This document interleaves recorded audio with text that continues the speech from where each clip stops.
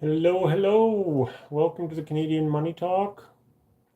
If you have any questions about Canadian personal finance, investing, reaching financial independence, Canadian taxes, I can look up a few stocks for you. Just let me know. Welcome if you're on. This is Canadian Money Talk. Let me know if you have any questions about Canadian personal finance, investing, how to reach financial independence.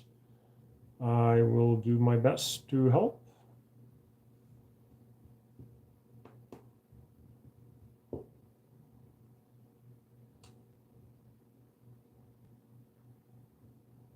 Gonna look up a few stocks for you.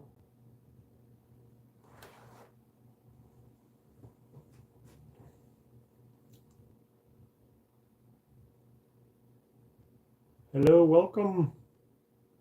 I see one person's on, maybe. Let me know if you have any questions about current events.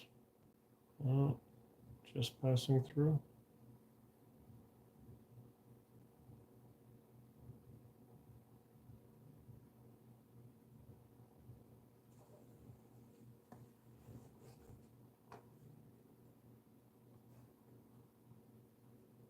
Anyway, let me know if you have any questions.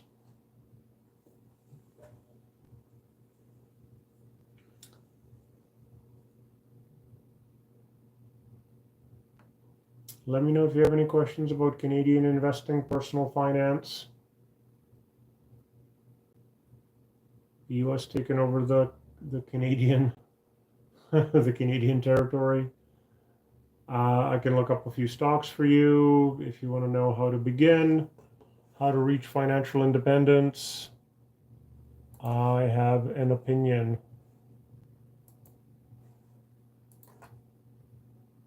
Not seeing any notes. Interesting. Anyway, I'm not seeing any questions yet, so sometimes it's a little buggy, I find. Oh, here we go, Lisa Marie. That is the familiar one. Would you rather have... Well,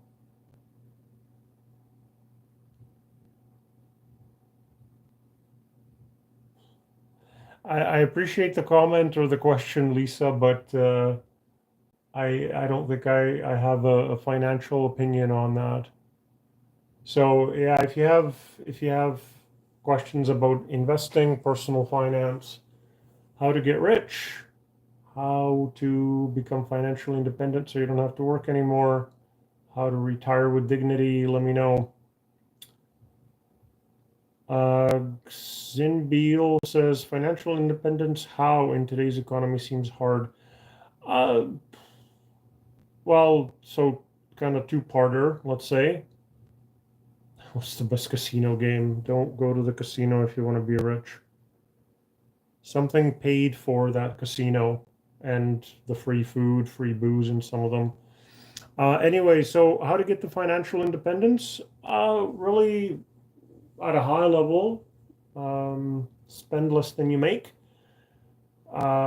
Take the difference and invest it and have it run over time.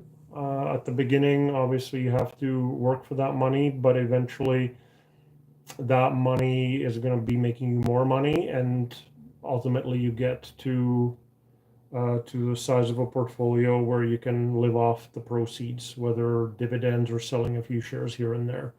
You can keep working if you enjoy it, or you can stop working and live off your portfolio. Last year, and not to brag, just saying, last year I had 159,000 Canadian in dividend income, and I live off of 30. I have a paid off home in Edmonton, don't own a car. So decisions are made, right? If you enjoy your job, save 10% a year. If you super dislike your job, then save 50, 60%. At the end of my IT career, I was investing 85 and living on 15. So, because I was making good money and still living on relatively little. So that'll be the financial independence part. Today's economy, like I'm a child of immigrants. I came with my parents when I was 9 years old. We lived in uh, we lived in Coquitlam, BC first, and then moved to Surrey. Bought a house, paid off the mortgage in 2.5 years with horrendous interest rates. My parents made sure to pay off the mortgage. Now that mortgage compared to um, compared to income was less than today. So real estate has definitely gotten more expensive. Today's economy, like Canada, has a slightly higher unemployment rate than I think most people would like. I think we're in the high sixes, but it's not like it's 9 or 10 or 11 for unemployment. So like you're working, it all depends on how you decide to allocate your money. I try not to blame the economy. I try not to blame the government. One government, either in the US or in Canada, isn't going to make much of a difference in your everyday life. Um, the inflation sort of come off. Yeah, groceries cost a little bit more than they used to, but just what happens. I'm not sure if I'm helping, but basically, yeah, financial independence means that your portfolio has achieved a critical mass where you're able to live off of it. Whether it is real estate, if that's your thing, whether it's dividend payers, if that's your thing, or if you're a growth investor and you sell a couple of shares here and there.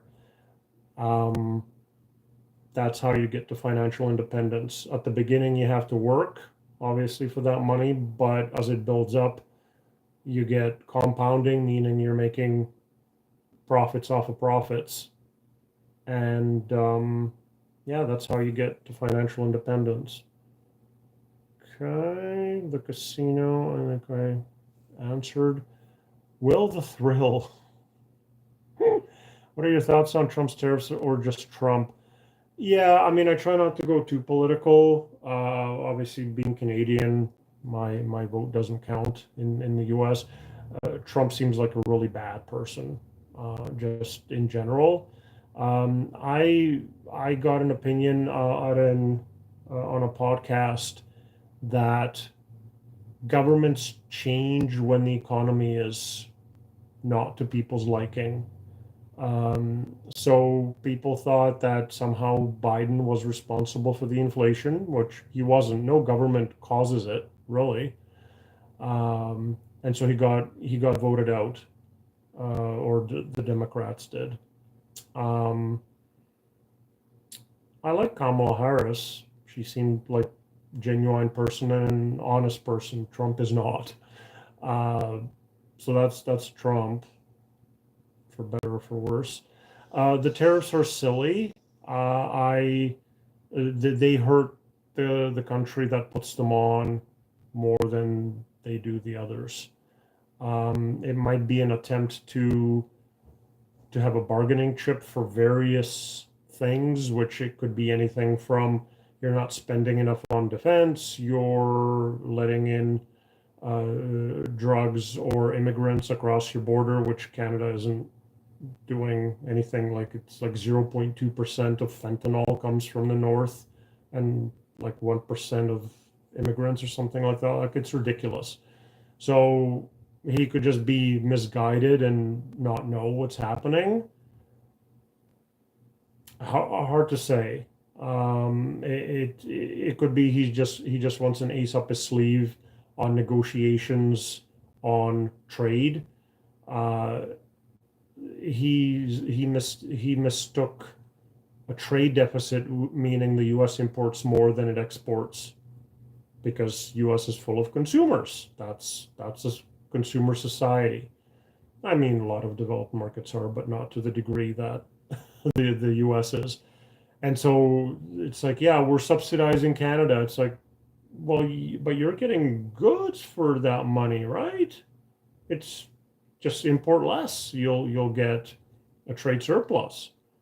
So like if he wants Canada to spend more on the border to prevent the fictional immigrants and the fictional fentanyl from coming across, that's one thing. Uh, Importing is his choice, or the U.S. choice. So obviously, if you put on tariffs, there'll be less imports. So that will sort of resolve that.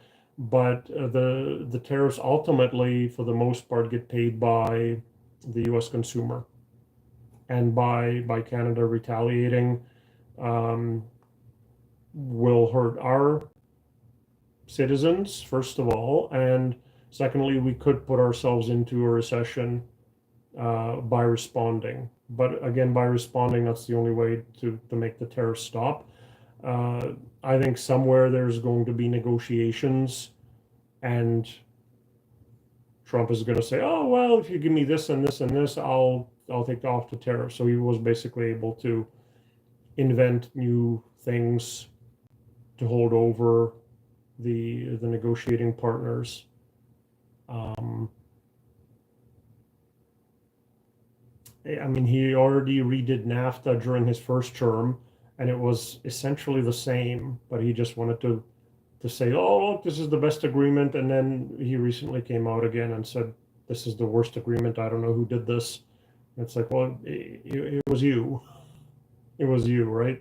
Like he just wants it's an ego thing for him. So the tariffs are bad for everybody. Nobody wins a tariff war. Canada being a smaller economy and exporting more to the US than they export to us, obviously it would hurt. It would have hurt us more. Um, so if they stay on, which doesn't seem to be the base case for most experts and economists, if they do stay on, they'll put Canada into a recession, and then we'll cut interest rates some more, so the Canadian dollar will weaken some more, and off we go. Uh, Lisa, you have some interesting questions. This isn't really the forum for it.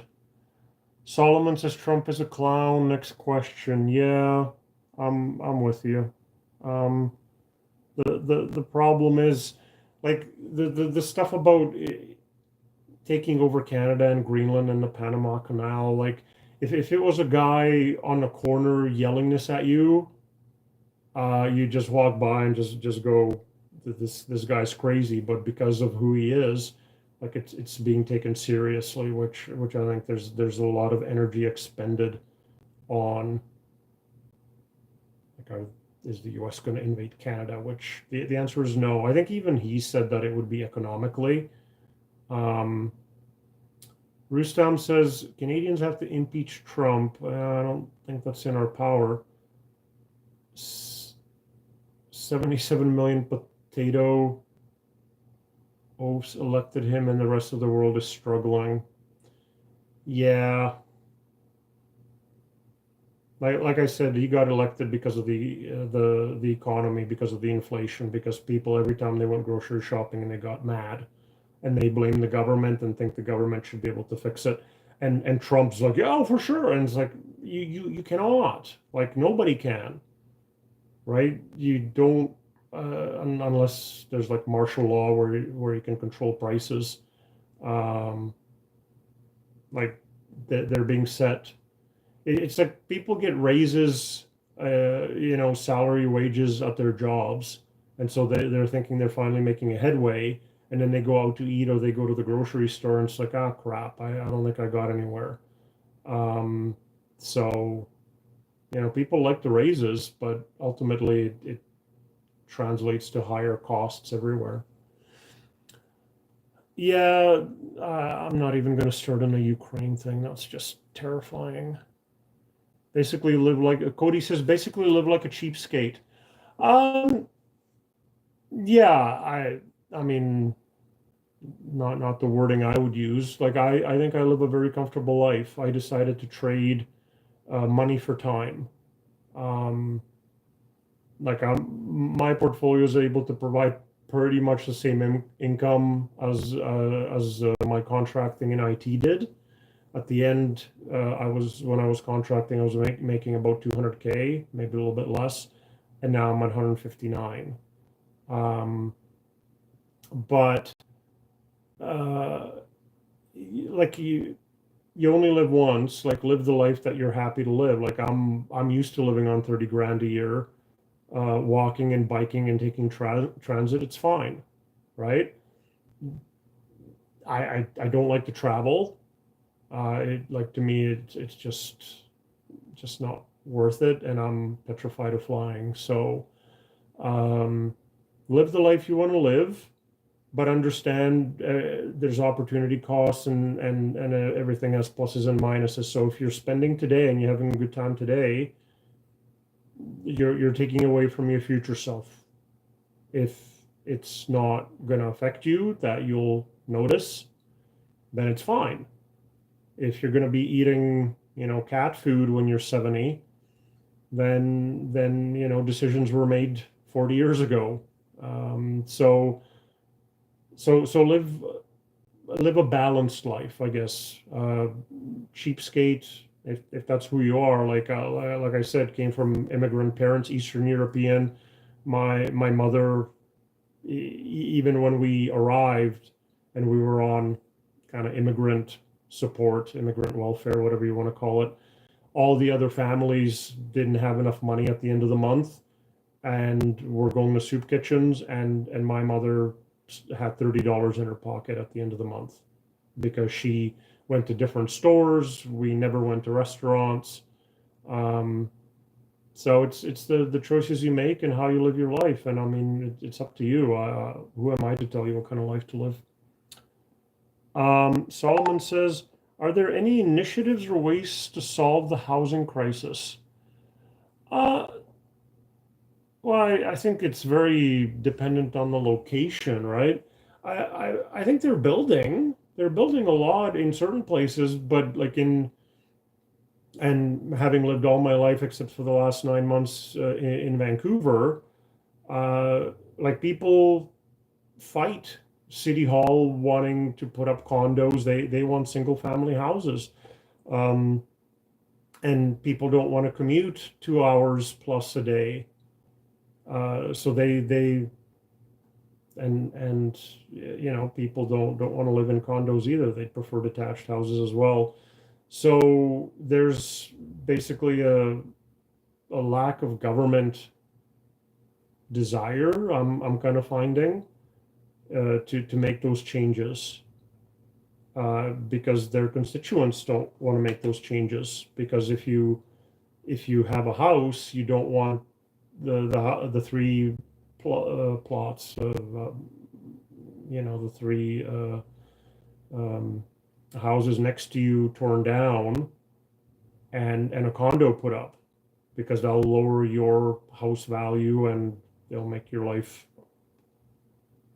less better than if it was just three families living next to you. So there's sort of stuff going on, but there doesn't seem to be, because if you own real estate now, you're laughing. It's just the people who are trying to get into real estate now. So, whether it's the bank of mom and dad lending or giving the down payment, or somehow people are managing. Like, the housing prices wouldn't stay up if somebody wasn't paying it, right? The house pricing has come off significantly, but there were some huge run-ups when the interest rates were low.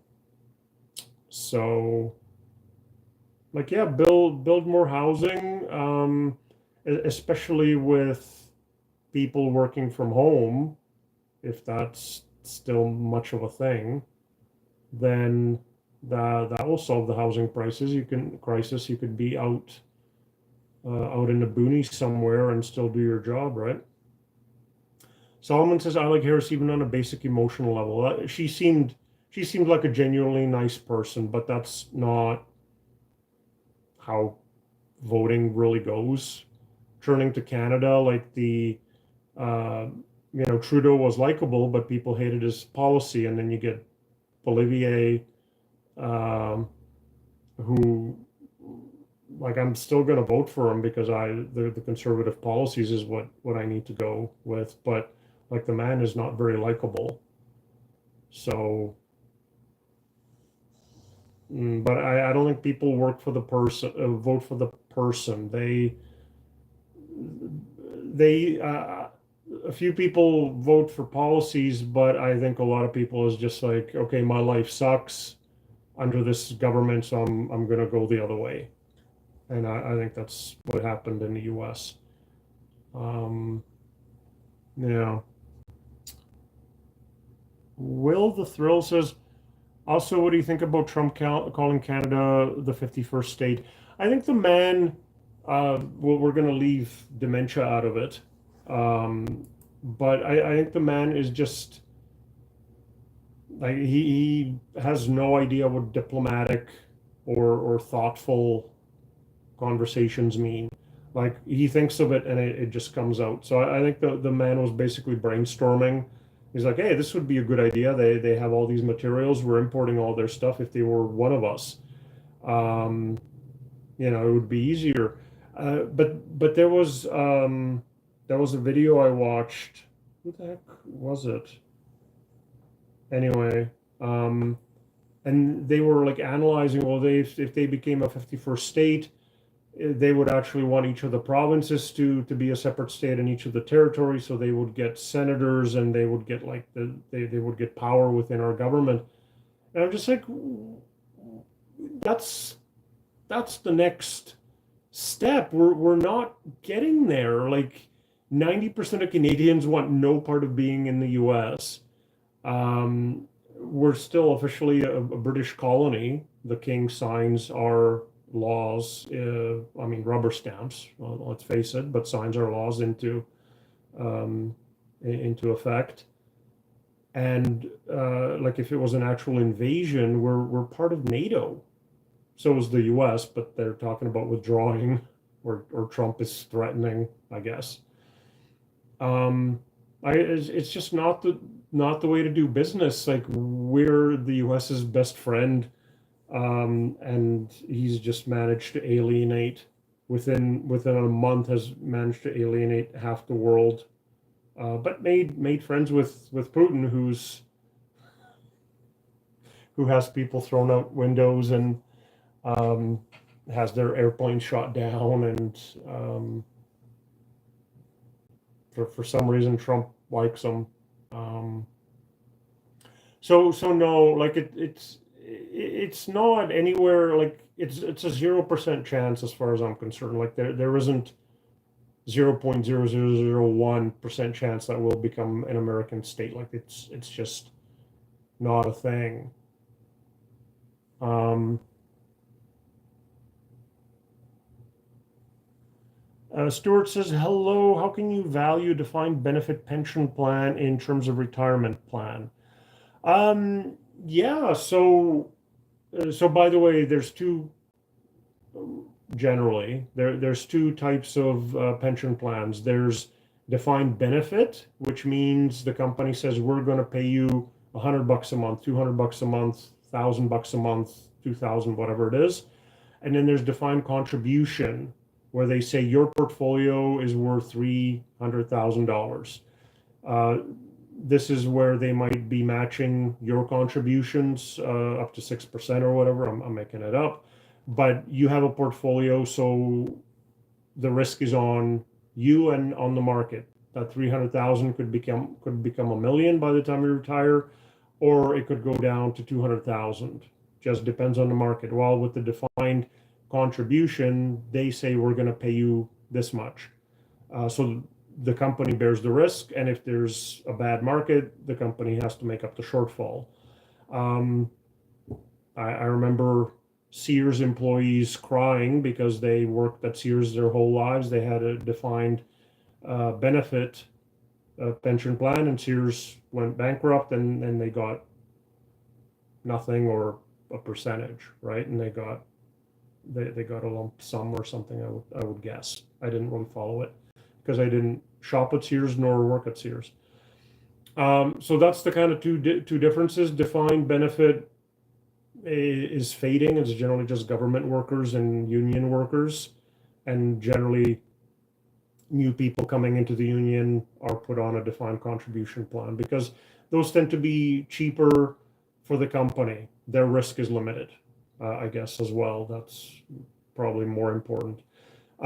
So, I mean, on your statement, it should say if you retire today, if you stop, I've never had one of these, so if you stop working today at 65, we will give you X dollars per month.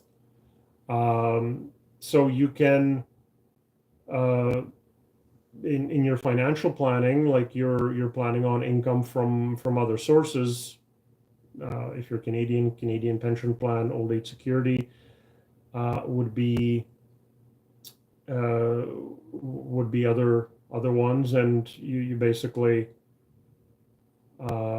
just add the defined benefit pension plan to it. A lot of people need to make the decision. Stuart, I don't think that's what you're asking, but maybe this will help. Make the decision of whether to take a lump sum today or take payments in the future, and basically, generally, a 6% return is the cutoff.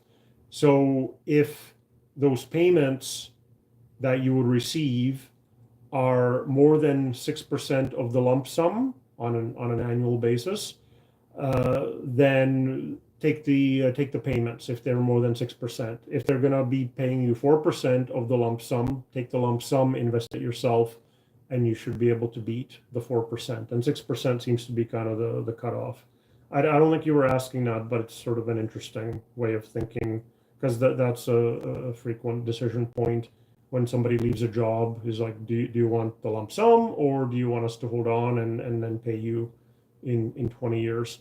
More sophisticated financial plans should also bring the value in, like if you want to value it today, then you need to bring those future payments into today, thereby discounting them. Right? If you're getting $3,000 a month in 20 years, then that's not worth as much as $3,000 a month today. So you can just use a calculator to discount it. So I don't know if I helped. Ask me again if I didn't, Stuart.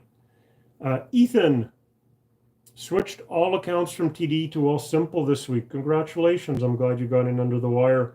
Waiting for the last two accounts to finalize. Happy with the process, very easy.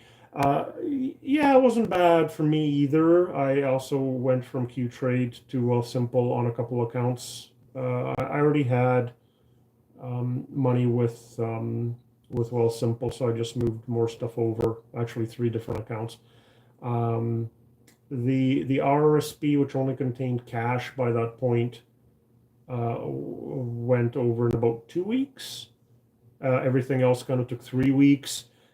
Complicated things in that there might have been dividends dropping in, and then the stocks moved out of the account. So like now I have an empty account with $500 in it. So now that $500, after a bunch of emails and check-ins and so on, needs to be, they call it sweeping. It needs to be swept out of that account and still moved to Wealthsimple. So just the amount of time it took allowed more dividends to drop in, and that was my American accounts. Like not that many companies and not that much in dividends, and still during that time I had a bunch of dividends drop in even after the stocks had left. So I'm hoping there won't be anything else. Anyways, it was relatively easy. I didn't really have a problem, and after a few emails, there was like a team lead that was looking after me for whatever reason, whether I was difficult or because I had significant amount of money, I don't know. But yeah, I'm glad it worked for you. And of course, they give 2% match on RRSPs and then 1% on everything else. So for me, it's going to be it's going to be like hundreds of dollars every month for 2 years dropping in, which is nice. Ethan says, glad it was mentioned a couple of weeks ago. Thank you. Yeah, that's right. You got in right under the wire. Platform will take a little time to get used to. For 2%, I can learn. The problem with Wealthsimple for me is that while they're like revolutionary with the no fee thing, they sort of started it, and other brokerages trying to match it.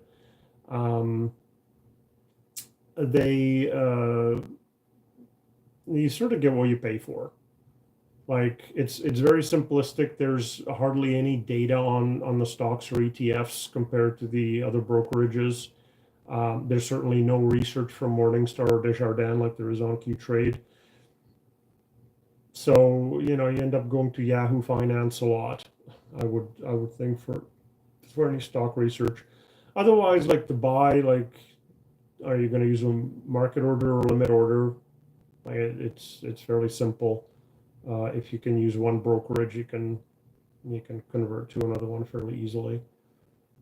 But yeah, the 2% for me, I haven't calculated the grand total, but I think so far on the maybe the first account that transferred, maybe on all of them, it was going to be like $700 a month running for a couple of years. So, no pain there, and no fees. So compared to Qtrade, which were charging me, not that I was making many transactions, but they were charging me. And I still get to use the research because I still have my corporate account there. So Wonderwiz says sniff sniff. I'm not sure what that means. I mean, I know what it means. I'm not sure what you're sniffing at. Funny fact says, hi, where are you from? Well, lots of places. So I was born in Prague, Czech Republic. Used to be Czechoslovakia at the time that I was born. Left in 81, arrived in Vancouver, Canada in 1982 when I was 9 years old. Lived in Surrey, British Columbia, just a suburb of Vancouver for all my life, really, until June of last year, where I moved to Edmonton because I was living in a condo that I was not enjoying for many reasons. The move was horrendous. Don't want to go through that again. Edmonton survived one winter so far, even though I'm pretty sure it was a pretty mild one. And so now I'm coming to you from somewhat sunny. Today was sunny, Edmonton. I did go during the winter. I guess we're now officially in spring. During the winter, I went jogging in minus 25 weather. That was okay, except the scarf I had across my face. I guess my breath froze, so when I took it off, it was in the shape of my face, which was a new one for me. But yeah, that's sort of it. So anyway, for all three of you that are on, the market's going to have volatility. I need to do a video. I haven't done a video for a while. The market's going to have volatility just because of the uncertainty. It's just going to be ups and downs until something is at least telegraphed, meaning we're working on a trade deal. It's going to be the best trade deal ever. I was doing a really bad Trump there. So up until then, it's going to be volatile for no reason. April 2nd is when a bunch of new tariffs are supposed to come on, with Mr. Chaos there, who like he thrives on it. He's doing it on purpose. Like he can't be that fickle. So we'll see what happens on that day. Otherwise, and otherwise tariffs, just to be clear, they hurt the country that puts them on for the most part, right? So let's say 25% tariffs, they're paid by the US importing company. We'll say the US put on the tariffs. Um, they're they're charged to the importing company because the US government has no power over the exporting company in China or Canada. So they're paid by the US company. Now there's sort of three things that can happen. Two immediately and then one later. Follow me on this. Um, Canada is over, that's why KFC switched to halal. Canada is over. I'm not quite sure what that means. KFC switched to halal? I don't think they did. Uh, I was not aware. Anyways, so okay, well, maybe they have a halal option. Why not? That doesn't say anything for Canada, though, I don't think. Anyways, so the importing company now, depending on its relationship with the exporting company and its and the people that buy from it, let's say U.S. consumers, has kind of two choices. One, they can go to the exporting company and say, "Hey, listen, I'm being charged 25% here. You have to give me 25% off your product, or like I can't buy from you." Okay, that's if they have a lot of power. If the importer is Walmart, they can make the exporting company eat it, and then the exporting company can either shut down or change to different clients or whatever. Um, the other thing is, if they don't have much power over the exporter, the importing company can pass that 25% on to the US consumer or to another US company that will eventually pass it on to the US consumer. Um, okay. Yeah, I'm not. Yeah, I'm not interested in discussing religion. That's We're talking about investing. Companies do what they're in order to maximize their profits. That's their goal: maximize revenues and profits. Um, if if they want to make it halal, and I'm not gonna bother googling it. I have to confess. Uh, I can eat halal, like it doesn't hurt me. I don't know if if you're being forced to eat food that somebody waved a magic wand over. Who cares? Um, and yeah, we're not investing in crypto. Crypto is it's borderline scam. At best, it's a speculation. It's ridiculous, and it's going to go to zero. So anyway, but thank you for your opinion.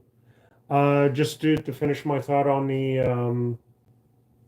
on what happens with tariffs.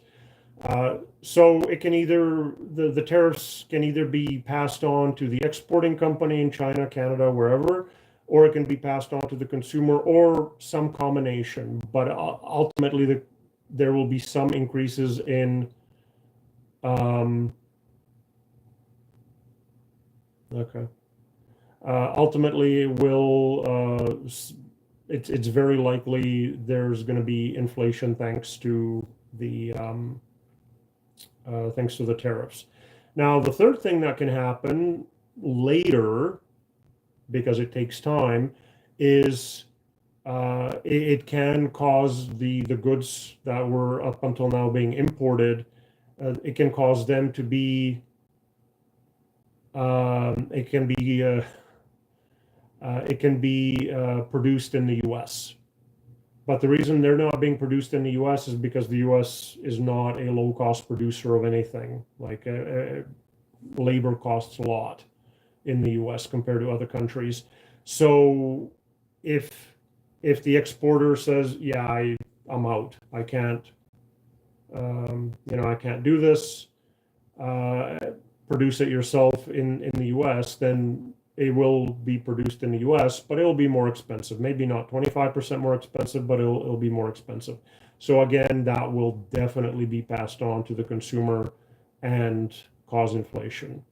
Okay, so uh, it it it will hurt the consumer, cause interest rates to go up. Arguably, if the inflation is significant enough, it will slow down the economy. It could cause stagflation, and the U.S. was signing up for all of that. Actually, what probably would have been, yeah, crypto isn't the future. It's not. It's a scam. Somebody just made it up, and like you guys believe in it. It's it's uh, it's too bad. Eventually, somebody's going to figure out that the emperor has no clothes. If you get the reference from Emperor's New Clothes uh, fairy tale, and it's just going to go to zero because there's absolutely nothing there. Carter says, "Who's forcing this guy to eat KFC?" Yeah, I don't know, but like honestly, like even if it all of it were halal, like if it wasn't just certain items on the menu or whatever, um, so what? So what? Even if you're a believing Christian, who cares? I'm agnostic. Um,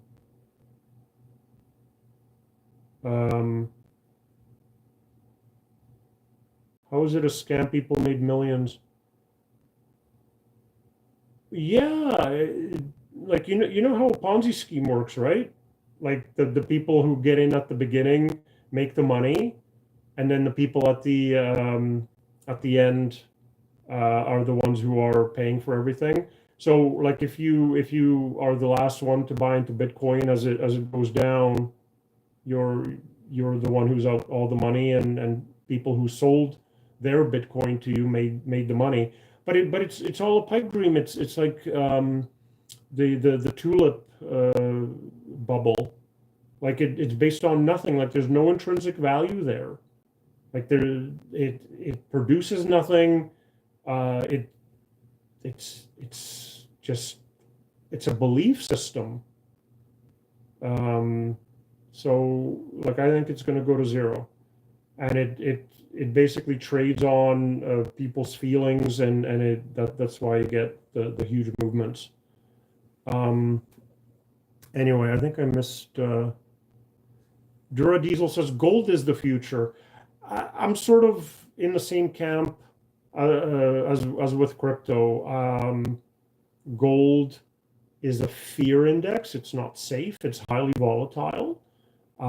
Basically, people get afraid of something like what Trump is doing, for example, or there's uncertainty, and they sell stocks and they buy bonds and they buy gold. And then when they feel more comfortable, money flows the other way. Um, Gold, again, no utility. If I had to buy a commodity, I would do silver because silver, and not that I have, I'm just saying, or oil. I do own oil companies. Um, but at least silver has use in industry while gold does not. High-end electronics, otherwise it goes into teeth and jewelry and it can be reclaimed from both. So I'm not a gold person either. Yeah, at least it has 5,000 years worth of history, but it again, no utility. Like it just sits there and looks shiny. Its main property is it doesn't corrode, right? You can certainly make money at it. Don't get me wrong. You can make money on speculative stocks, yeah, on companies that aren't profitable. You can make money at stuff if you time it right, but it's not an investment, and I'm an investor. Okay, do your own thing. It's your money. If you want to pile money into crypto and you get lucky and it goes up and you sell instead of holding on thinking it's going to go to 1 million.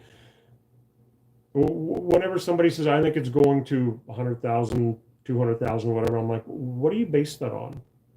What do you base that on? So sorry, I missed your comment, Dora.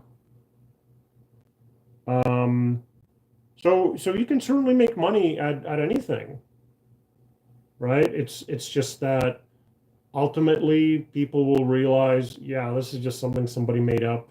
There's nothing behind it but my belief. And so if people like VV here didn't jump on to lives and yell crypto to the moon, people might eventually forget about it, and then it'll sort of do one of these, and that there'll be nothing to stop it. But like, do I think real estate is going to go to zero? No, no, because you can live on it, you can grow food on it. Like, it has a utility, it has a purpose, right? So, anyways, I have these discussions. I hope it was fascinating. Still talking about halal. Carter says, do I like Carney? I do like Carney. I can't vote for the Liberals. I'm unfortunately going to go conservative because Liberals a few years back.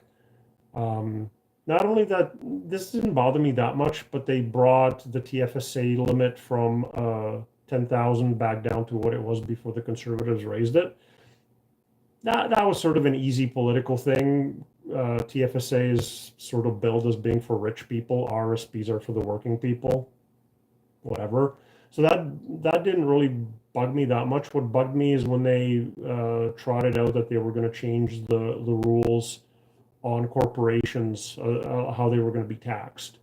And I worked as a contractor, and I am incorporated. My corporation is going to outlast me. So I can't get rid of it without paying horrendous taxes. But they were going to change how the taxes worked, even on pulling small amounts of dividends out of the corporation. And that really got me, because you can't change the rules halfway through the game. So I like Carney, the economic experience, Bank of Canada, Bank of England, for God's sakes. Like, very smart man. I like him a lot more than Polivier. But I don't think he's going to win the election either. Tricked into eating it. What do they care if the meats are halal? Yeah, I'm not going to have a discussion about KFC and halal.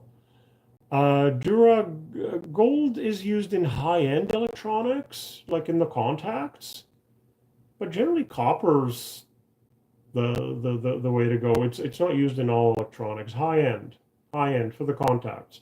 Otherwise, you got copper wiring. Copper is essential. By the way, like, for the whole renewable energy and clean energy and all of that, I got it somewhere. It's a table of different elements: copper, aluminum, gold, silver, lithium, all of that stuff, and then different usage in clean energy. So wind power, solar power, electric vehicles, and so on. And lithium, for example, is only used in batteries, and that's it.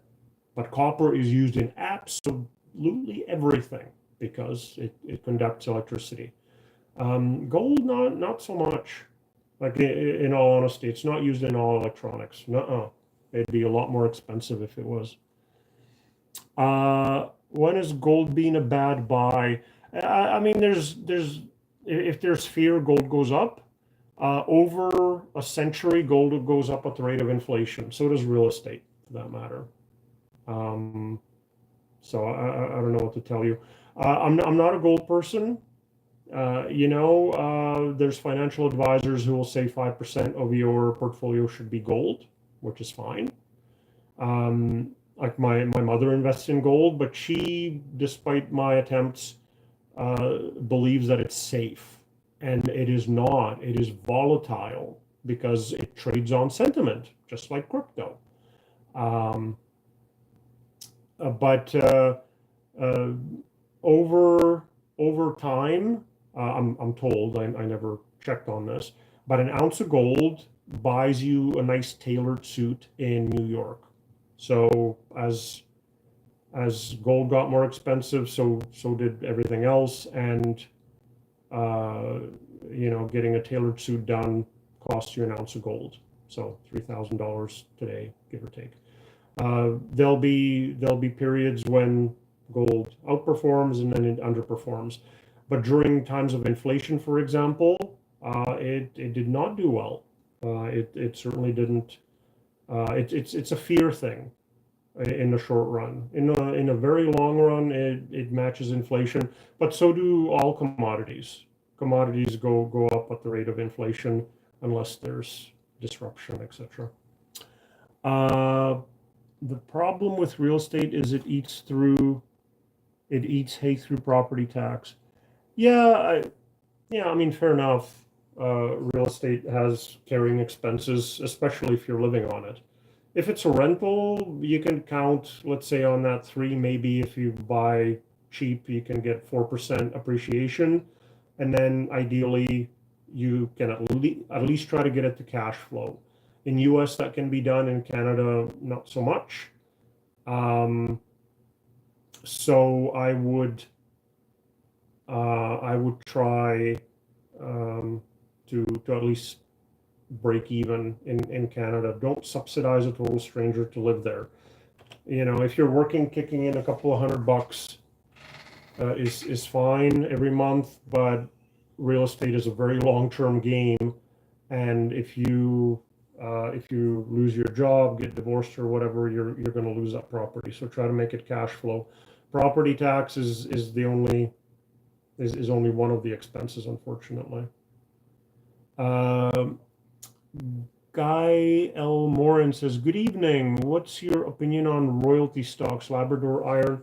I know Labrador Iron pays a ginormous yield the last time I looked. Royalties are fine as long as they can make money at it, as long as they buy the right ones.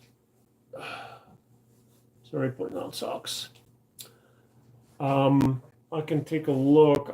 I'll take a look at Labrador again. Wow, I'm sort of up to date, so maybe I can take a look at more of them.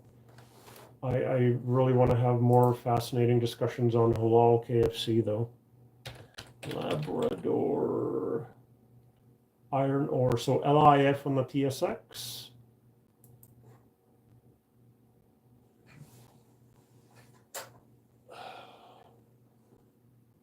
So yeah, it's yielding 10%. PE is 11, so I mean it's not bad. Doesn't look like there's much share appreciation. Like in the last 2 years, it's been flat, like sitting at 30 by the looks of it. So,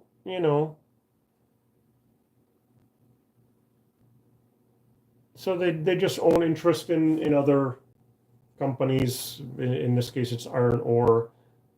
Pizza.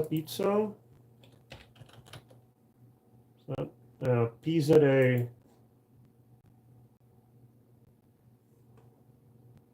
Yeah, again, no share price appreciation. Like it's sitting in a range for years. Since January 2022, it's done nothing. It's paying a nice yield. It's profitable, P of 14.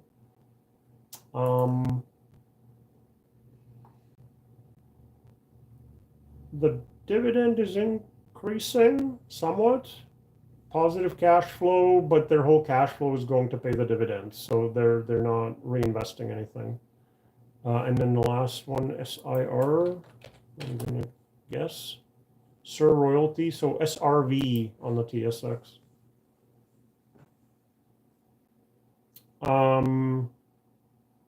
P of 9. Cash flow. Yeah, they're actually paying more in dividends than their cash flow. So same deal. You're just getting a 9% yield with this particular one, but it doesn't look like you get any share appreciation. So, like you can get 7, 8, 9% just in an index. Here, some of them are more, some of them are less. But then, like, you miss out on the 25% years as well, like we've had the last 2 years, and then 2020 and 2021 were good as well. So, yeah, always try to maximize total return. That would be my suggestion. VV says, what about lithium? Ukraine has the biggest deposit in Europe. Yeah, lithium, like I said, is only used in batteries. And like tomorrow they could come out, they're already looking for other bases for batteries, I guess.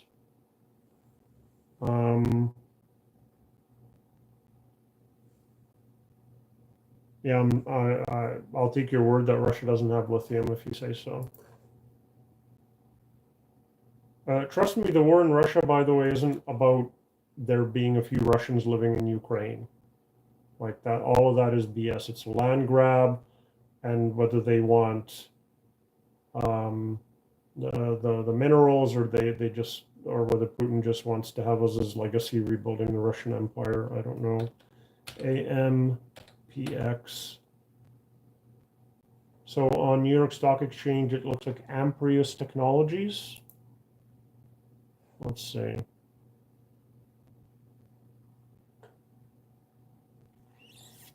Well, it doesn't make a profit, and doesn't have positive cash flow, so it's a speculation.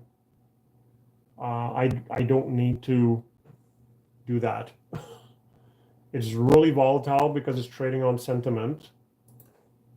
Let's see. Year over year, at least the last 3 years, sales are doubling. So it's a growth company, but they don't come close to being profitable. In fact, their losses are increasing. So their variable expenses are nowhere near where they need to be. So the company's bleeding cash. So if they continue to, if they don't correct, then they're going to go bankrupt, right? So you can put money into stuff like this. Few of the times you're getting in on the ground floor and you'll make a bundle, and then other times they'll get bought out pennies on a dollar and you'll lose a whole bunch of money. So like I said, I don't need to do that anymore. Their sales, even the last 3 quarters, are increasing, but they dropped from the quarter ending December 2023. Their sales dropped.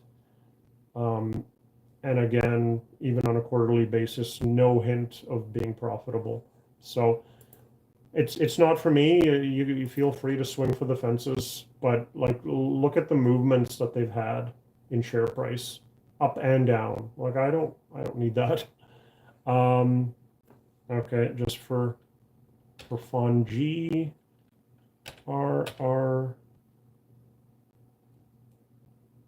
So Gorilla Technology, looks like there's 2 versions. I'm just going to look at the GRR. Yeah, PE ratio of 139. So looks like they did eke out a profit.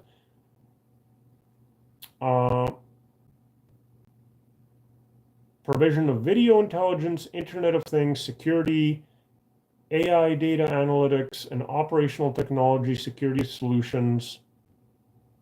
So they do everything for everyone. They have 142 employees. $500 million. So very small market cap. Yeah, again, not.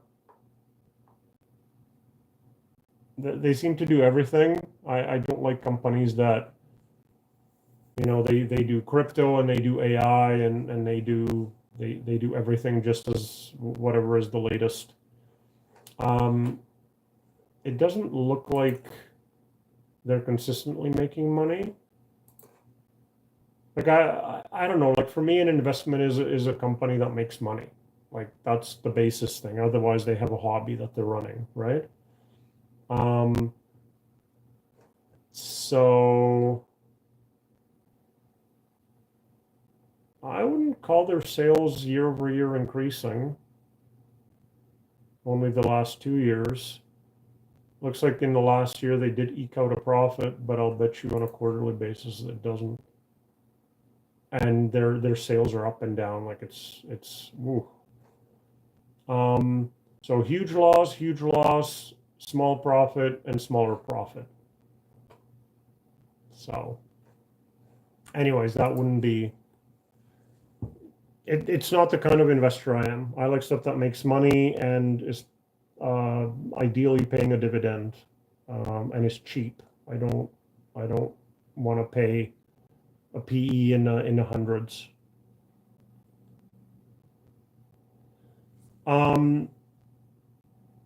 Abhishek Sharma says any small cap with growth potential. I don't know how far behind I am, by the way, so just bear. Okay, sorry, your comment VV is one too far, so we are going to block you, jerk. He commented lots though, so there was that. Any small cap with growth potential? I guess depends what you call small cap, but one that comes to mind which has done poorly, it's sort of a baby REIT. It's SRES, and it's Sun Residential, so they own a couple of apartment buildings, one big one and then one like a 8 doors or something. So I'm hoping they're gonna expand and become an adult REIT. So that's like 6 cents a share. So having said that, I've been waiting for growth for quite a few years, and if anything, it's come down a little bit. But we'll see if they can turn that around. I do small caps through an ETF. So where is it? So I bought the Russell 2000 index or small cap. I'm using iShares, so I'm using XSU, so X-Ray Sierra Uniform. That's how I would play. That. Okay, bunch of stuff deleted by V. Pablo says, I went to Banff. It was nice. I don't think I've ever been. I mean, I'm not much of a traveler, and if anything, I flew overseas, mostly to Europe, or I did a trip to the Far East a couple of years ago. But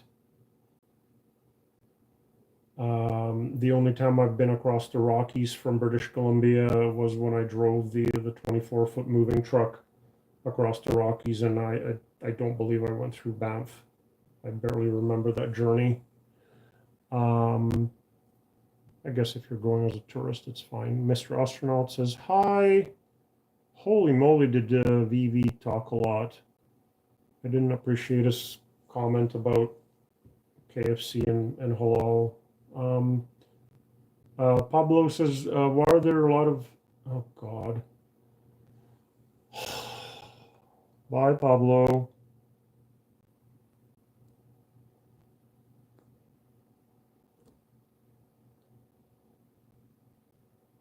What the hell? Anyways. All right, well, with that, it looks like I blocked the only people that were commenting or asking questions. I don't know.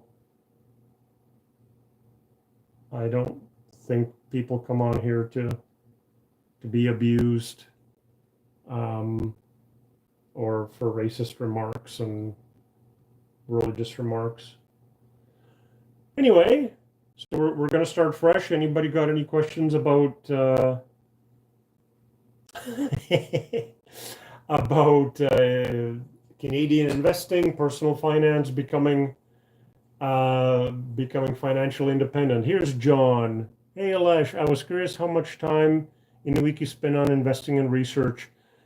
Yeah, too much. I don't know where my days go. I have to admit, I got my doggo back in November, and she added She added a lot to my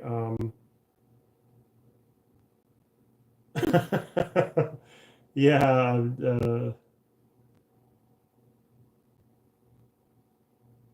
she added a lot to my workload, and like between trying to read the Morningstar articles and all the emails that I signed up for. I even got a free subscription through Wealthsimple to Globe and Mail, which I would really love to at least read an article or two a day. Plus all the videos. Like I'm a history and an astronomy buff, so I also get a lot of videos there. But like my time goes away. But to answer your question, John, like I don't move my portfolio around. Like that's not what I would spend the time on. But it's just kind of keeping up on stuff.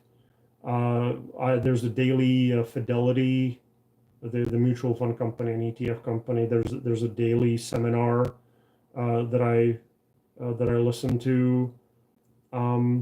Then I go for a jog and or do weights, and like my day's gone. I'm just like, what the heck happened? Um, but yeah, keeping up on stuff. I would say 3, 4, 5 hours probably. Like I'll multitask and I'll do yoga or I'll do weights while listening to a podcast or something about investing. Um, But like my portfolio is pretty much set. Once a week, I look at every single stock when I update the prices for the week manually in Quicken. So I'll look at that. And if I notice something going wrong, then I will, I'll do more research on that. But yeah, I would sort of eyeball it to maybe 3, 4 hours. I also mentor people. Like I had a 2 hour call on Monday, and I have another one on Thursday. So that's going to be at least an hour plus preparation and emails to set it all up.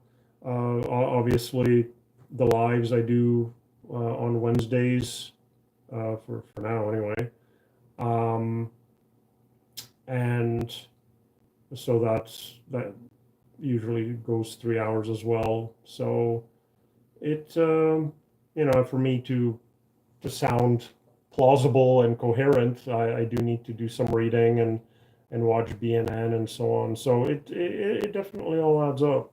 Um, I would say it's almost a full-time job actually, but it is just research. It's not like once a month I sell options. I sell put options mostly and some covered calls, but that takes a couple hours. That's you know that's not a huge amount. I don't really work on my portfolio as much as just staying up to date. So Dura says, what should Trump name the 51st state? Like I said before, it's not going to happen. I also read that if it was actually done by force, which like I don't like, the US has invaded sovereign countries before, but they had some sort of a national security reason. They could claim, hey, we need access to minerals and oil. That's national security. And they could invade us for that. Assuming NATO and Britain didn't jump in, then it would still be, I read, it would be 2 million US soldiers to occupy a landmass this size. So that's quite the commitment. Ethan says, don't kick me up, but what's on your buying list? I made a small purchase of Google. I answered this question exactly the same. A couple of weeks ago or a week and a half ago, I became the proud new owner of Bank of Nova Scotia and Mullen, 100 shares and 400 shares. Mullen is MTL. It's a trucking company, logistics company. because the puts that I had sold were in the money, so I got more shares there. And what I could get more of is Sun Life. April 17 is when these puts are expiring. Sun Life, Nutrien, Toronto Dominion, and Synovus. Not quite sure how it'll work with that acquisition and or merger, but we'll see. So those are potentially what I could be getting in April, somewhat against my will. And as far as my biggest holdings, I know that's not what you're asking, but my biggest holdings are Manulife, Go Easy, which has had a pullback, so potentially a buying opportunity. It's if the economy weakens and unemployment goes up and inflation happens and they start raising interest rates again and the economy slows down further, then it looks like it's riskier loans that Go Easy has. So that's why they pulled back. I don't think it's really a problem. So Manulife, Go Easy, then 4 mutual funds by Mauer. And by the way, all of this is on CanadianMoneyTalk.ca. There's a My Portfolio section, and you can look at everything. I exported it, I think just on the weekend, actually. Then we have Bank of Nova Scotia. Then we have Vanguard ETF for emerging markets, VEE. I'm actually profitable in that one. That's had a very long decade of 1 or 2% a year. Then there's Royal Bank. Then there's another ETF. This one is for developed markets, or EFI, Europe, Australasia, Far East. Then Toronto Dominion, and then Canadian Natural Resources. So again, all of this is not sorted this way, but it's all in a PDF on the website. So theoretically, whatever I own the most of, I like the most. So you can look at it that way.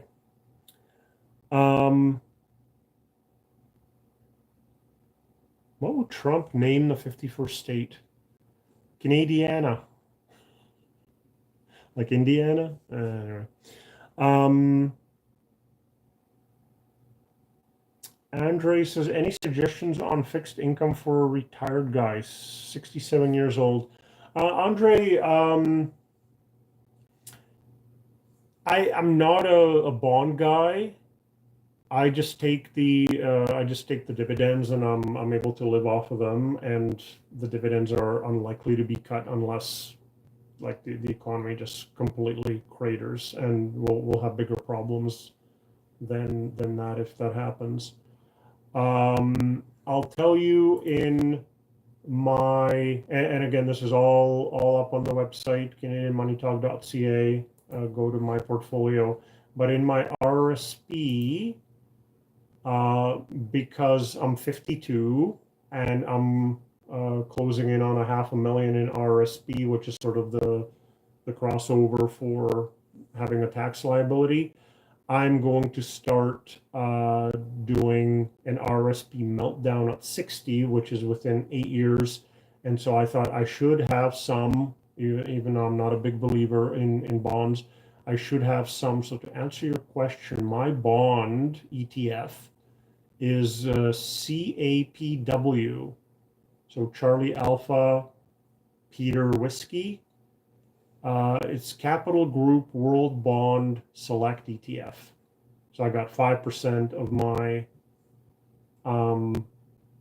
RSP in a bond. What you might look at, Andre, is and Google it. I'll go over it quickly, but do some reading on it. It's called a bucket portfolio, where you have 3 buckets. Bucket 1 is the cash bucket.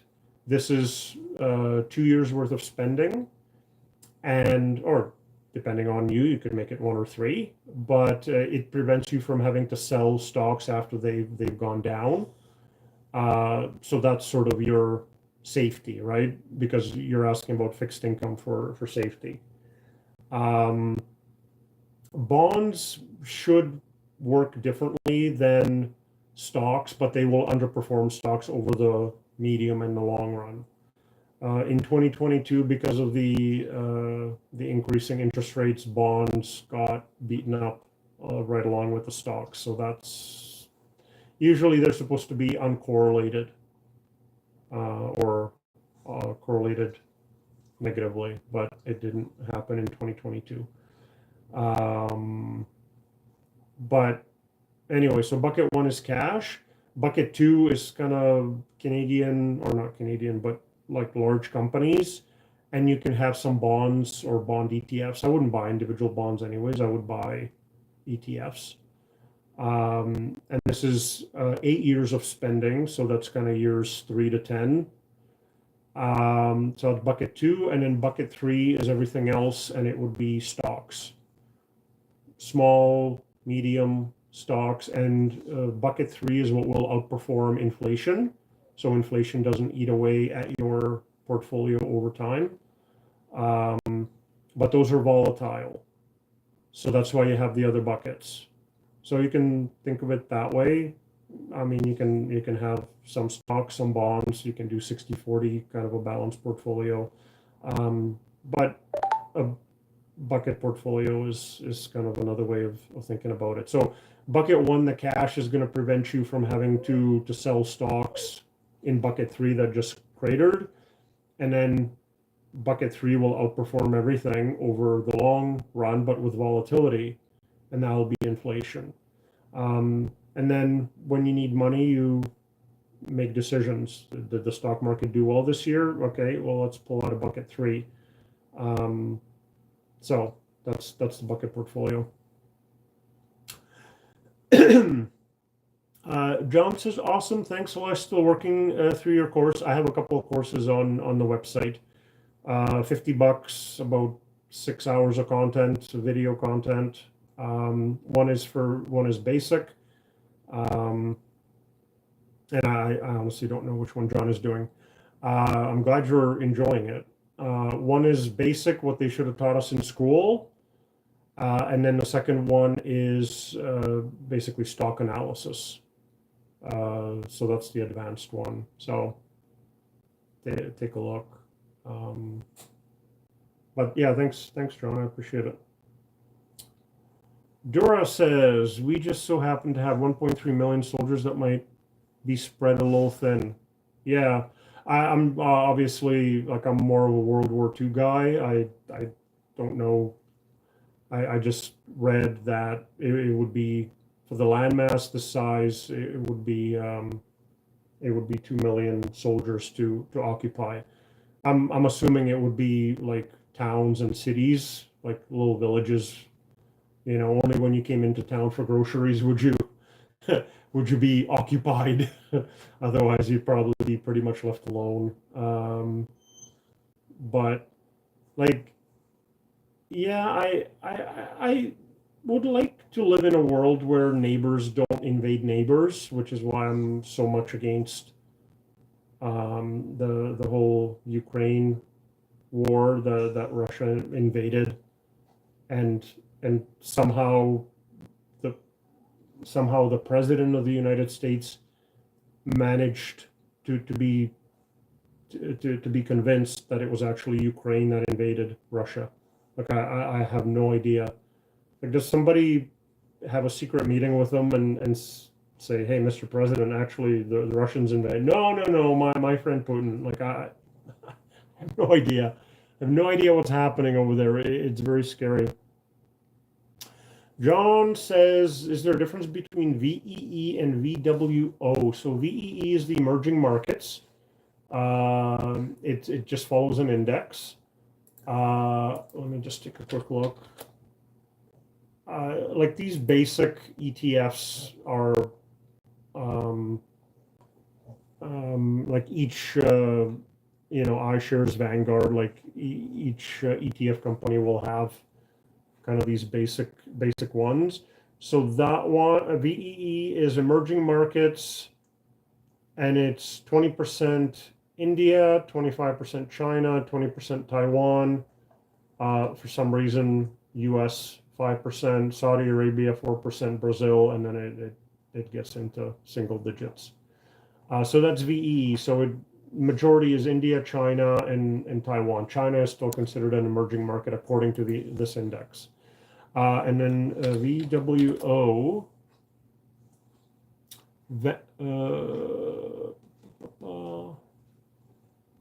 VWO. So John, oh, you're doing the advanced. Okay. So John, there's Vanguard Whitehall Funds Emerging Markets. That's the one you're looking for. So that one's on NASDAQ. VEE is on the TSX.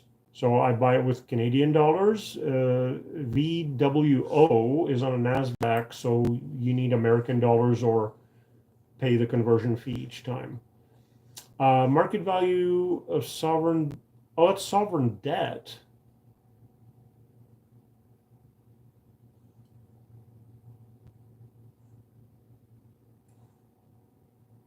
That's so VEE is stocks, just to be clear. VWO is bonds, is debt. And then 10% Mexico, 8% in Saudi Arabia, 7% in Turkey, 5% in Cayman Islands, 5% in Indonesia. So, but that's government debt. It's yielding 6%, while VEE, I know, doesn't yield very much. And it's just following a fixed income index. So that would be the main difference, John.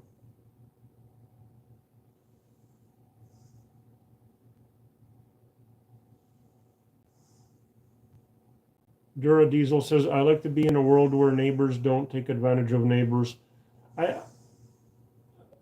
Canada wants to act all innocent. Really? Get a taste of your own medicine. Yeah, you're really drinking the Kool-Aid. How are we taking advantage of you? We're selling you oil for cheaper than the world market price because the pipelines lead into the US and there's no pipelines to the coast. So you're getting oil cheaper, and you have a trade deficit because you're gluttons and consume and consume and consume. And it's like, oh, we're being taken advantage of. So, well,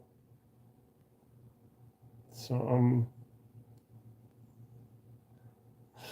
well,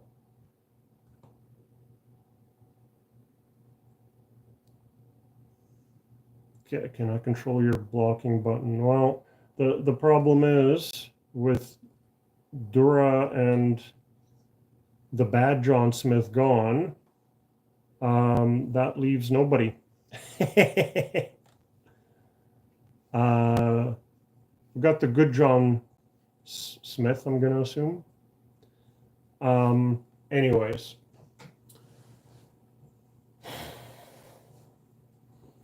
In the TikTok lives, I get overwhelmed with the number of questions, but nobody ever seems to go political, or I can just move on and just get the next question where they're asking about a stock or a strategy. Today we went political. I don't know why. I don't think I put anything related to that. But anyway, so back to the beginning. Anybody have any questions about personal finance or Canadian investing? Canadian taxes, incorporation, how to become financially independent, wealthy, how to become wealthy. And by the way, having $1 million isn't what it used to be. Now I think it needs to be $2. So it's by the way, it's surprisingly simple. It's just not always easy. Like, spend less than you earn, invest the difference, watch the compounding happen. At the beginning, you have to work for your income and to have money to invest. If you do it diligently and you do it month after month, year after year, you'll get the compounding. You'll get interest on interest, profit on profit, and one day your portfolio is going to be something that you can live off of. It took me 20 years. Arguably, I could have retired or stopped working a lot earlier. But, you know, how much is enough was always the question. So I love it. I'm able to live on very little. Not everybody wants to live the kind of lifestyle that I have, but, you know, you do you. If you want to stop working and still have $200,000 coming in a year, you're going to need a $5 million portfolio, you know, using the 4% rule. So you only live once. You need to make decisions for yourself. If you want to live for today, you may not enjoy your future as much. But again, if you're an adult making that decision, do what's right for you, right? It's just, but be informed, and that actually sort of annoys me with I think all of North American education system, that there's nothing in schools about that, and people just sort of go through life and they don't know what they should be doing, or they think that if they get a financial advisor and get mutual funds, that's the right thing to do, and in fact, most of the time, it's not great. And the financial advisor is making money off you and stealing time from you, which is unfortunate. If you want to do that, or if you want to, you know, own a boat and go on a bunch of vacations and not put any money away, that's your decision. But it's I think it should be an informed one, not sort of by default. You know, like I know guys like their toys and like their cars. You know, everybody has to do. You got to do you. Anyway, yeah. Good night, Ethan. Have a good rest of your week. So yeah, any questions? I can look at stocks for you, personal finance, investing, how to become financially independent, how to retire early. My story, just to John says, is this the ETF you looked up? The one you. Hold on. Which one did you? I looked up, I thought, VWO. VWO.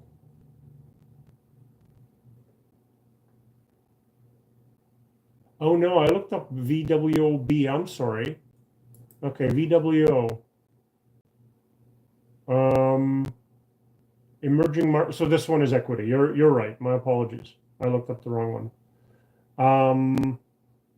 So this one follows, looks like it's a custom emerging markets.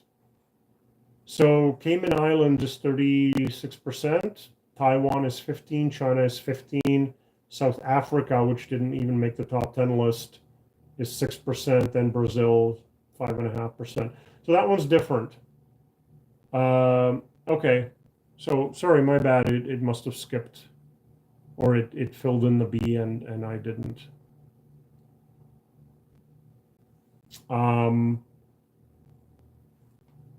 So well, let's take a quick look. So I usually do like a 10-year.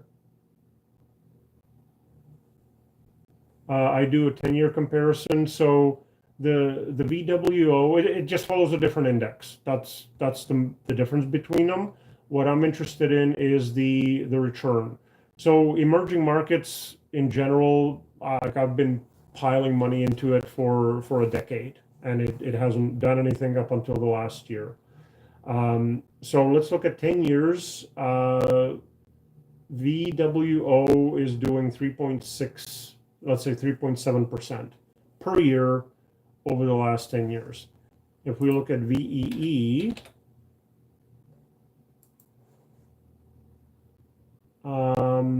that has done 4.6% per year over the last 10 years. So it's done slightly better. Obviously nowhere near the double digits that the US market has done, but you should be putting money into what is low, not what is overpriced, arguably. So yeah, VEE has the better return over a 10-year basis. Like I try to look over a long period of time. Will it continue to be better over the next 10 years? Like nobody knows, right? But it's just following a different index. So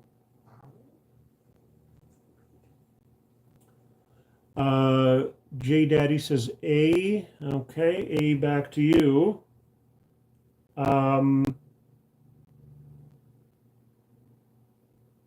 So yeah, look, I am a believer in emerging markets, just for demographics, and because I think the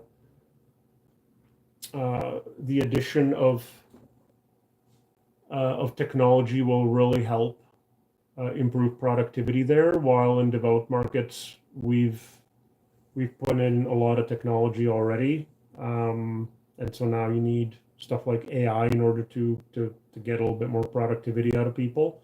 But in emerging markets, having traveled Vietnam, Cambodia, Thailand, there's so much time that can be freed up to be more productive with a little bit of use of technology. But the demographics is the emerging markets is where you have a young population, a growing population, a working population that's going to be working for a long time and is being pulled out of poverty and wants to consume. In Japan, polar opposite.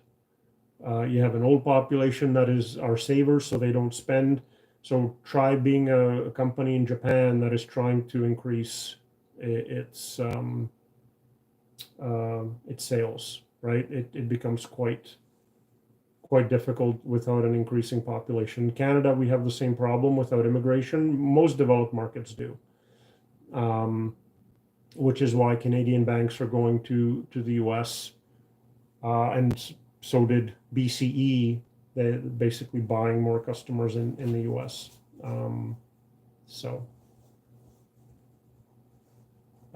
Jonathan Picasso says you owe us the 10% tariff.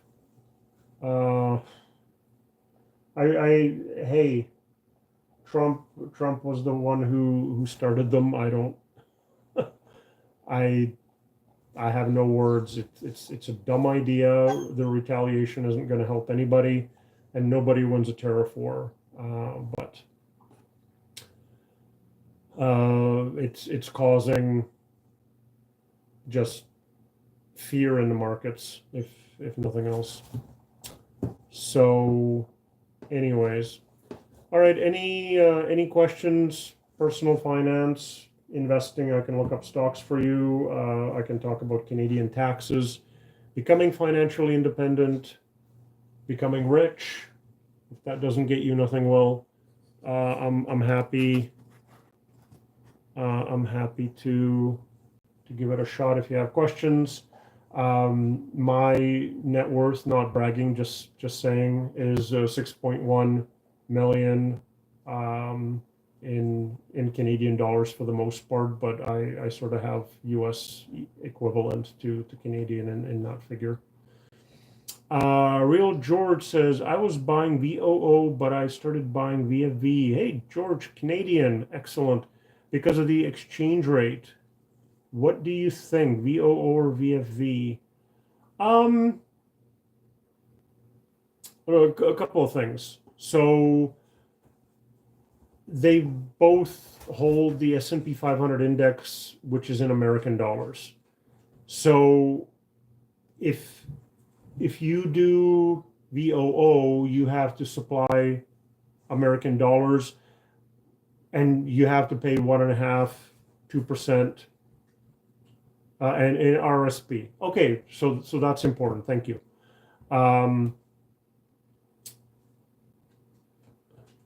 Sorry, I have to let the dog out of the office. Are you getting out?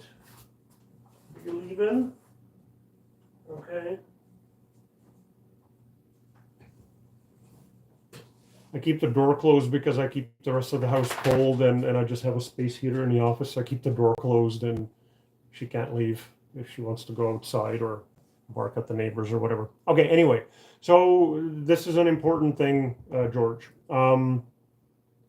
So if you're buying VOO, you are having to get American dollars. So if you only have Canadian dollars, like I had rental properties in the US, so I had US dollars coming in, so I would buy stuff in American dollars on American exchanges. But for most exchanges, they'll charge you and so will banks, 1.5–2% spread on you buying American dollars, right? Plus, of course, the bad exchange rate on top of that, but that's unavoidable. Now, the benefit of having VOO in an RSP is there will not be the 15% withholding on the dividends that VOO kicks off, which is like 1–1.5%. The dog went to check to see if the food bowl magically refilled itself. It didn't. So she's chasing it around the kitchen, trying to get the last bit. Sorry, it's completely unrelated, just makes me laugh. So VOO has that advantage because it's American traded. The 1–1.5% of dividends will not have the 15% withholding charged on it. Okay. You're still getting the crappy exchange rate. Now, VFV holds the same stuff. It trades on the TSX, so you supply it Canadian dollars. So you don't pay the 1.5–2% fee for the exchange, the currency exchange. You still get the bad currency rate, right? Just because the Canadian dollar is weak, that's unavoidable. They change it for you. They'll take your Canadian dollars from you and they'll change it inside the ETF in order to buy the American stuff. So they'll do it for you. So you don't need to pay that 1.5%, but Canadian dollar is weak, that is unavoidable. Both of them, if the US dollar keeps getting stronger, will benefit you because you are holding stuff in American dollars. If the US dollar gets weaker, that will hurt the performance of both of them. Okay. If you sell VOO, then you get American dollars, which again, to convert back to Canadian, you'll probably get charged 1.5–2%. But with VFV, because it is technically foreign dividends coming in, but VFV is TSX traded, you will be charged the 15% withholding on the dividends. So when it comes to foreign dividends, you can, number one, hold them in a non-registered account. They get taxed heavily. There is the 15% withholding on the dividends, but you get tax credits at tax time. In an RSP is where you hold the foreign dividend payers, but make sure they're foreign traded, hence the VOO.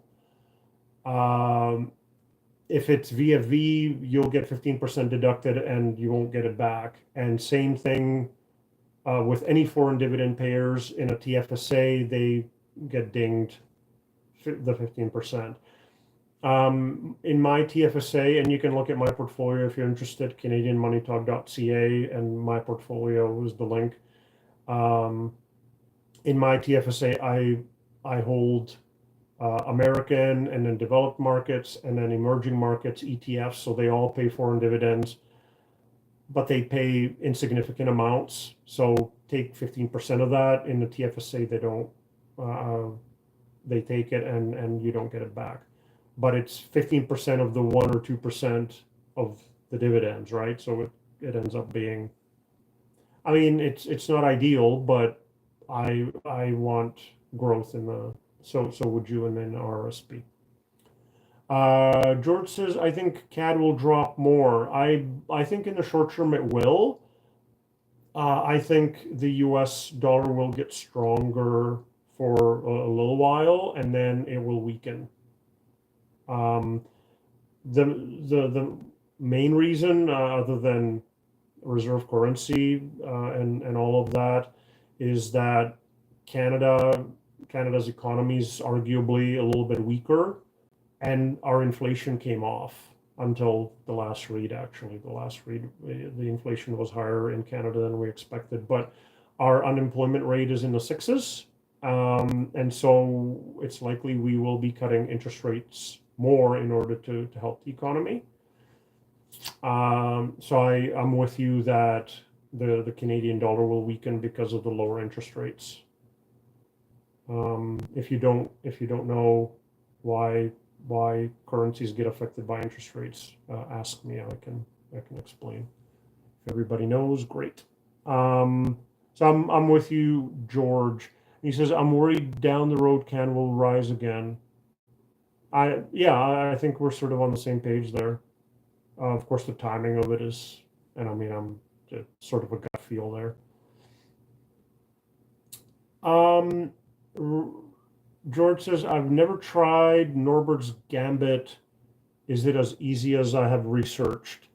It's not complicated. Well, the first time you do it, you're like, am I doing this right? Because it's different for each brokerage as well.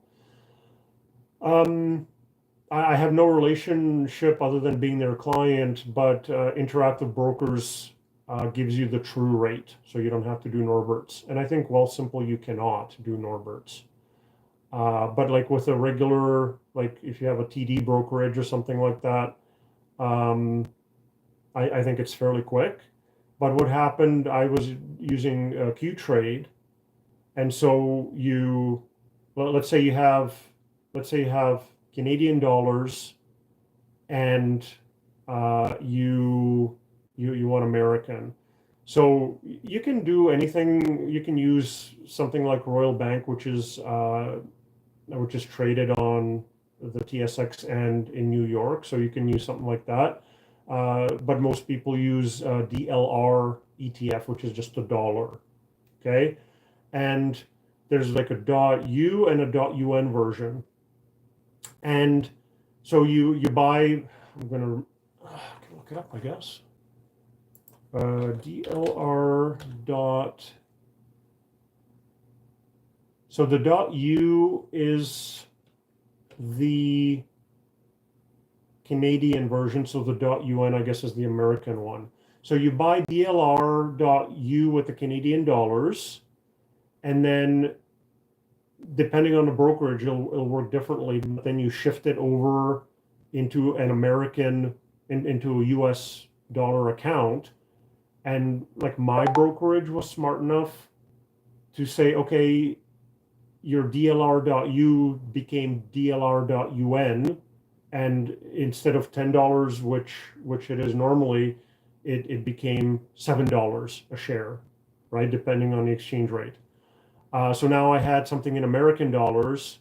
So then I sold that, and I ended up having American dollars. The problem is you transfer the Canadian dollars in, then you buy the DLR.U. It takes 2 days for the trade to settle. Now I think it's one, but whatever. Then you move it over to the US dollar account. That takes another day or two before it finishes. Then you sell the .UN version, the American version. That takes a couple of days. I'm told it's a lot faster in other brokerages, but like mine took more than a week. And in the meantime, the currencies moved, right? It could help you or harm you, just pure luck at that point. And then transferring then I guess you're buying something with the American dollars ultimately, or if you're just using it for currency conversions, then you're transferring the money out, and that takes another 2 days. So it was time consuming and a bit of, did I do this right the first time? But other brokerages will have a different process, so make sure you find the YouTube video with the right process. My YouTube video is for Qtrade. So yeah, it works. You can do it with Royal Bank as well, because if they trade on both exchanges, then the difference between the share price should really just be the exchange rate.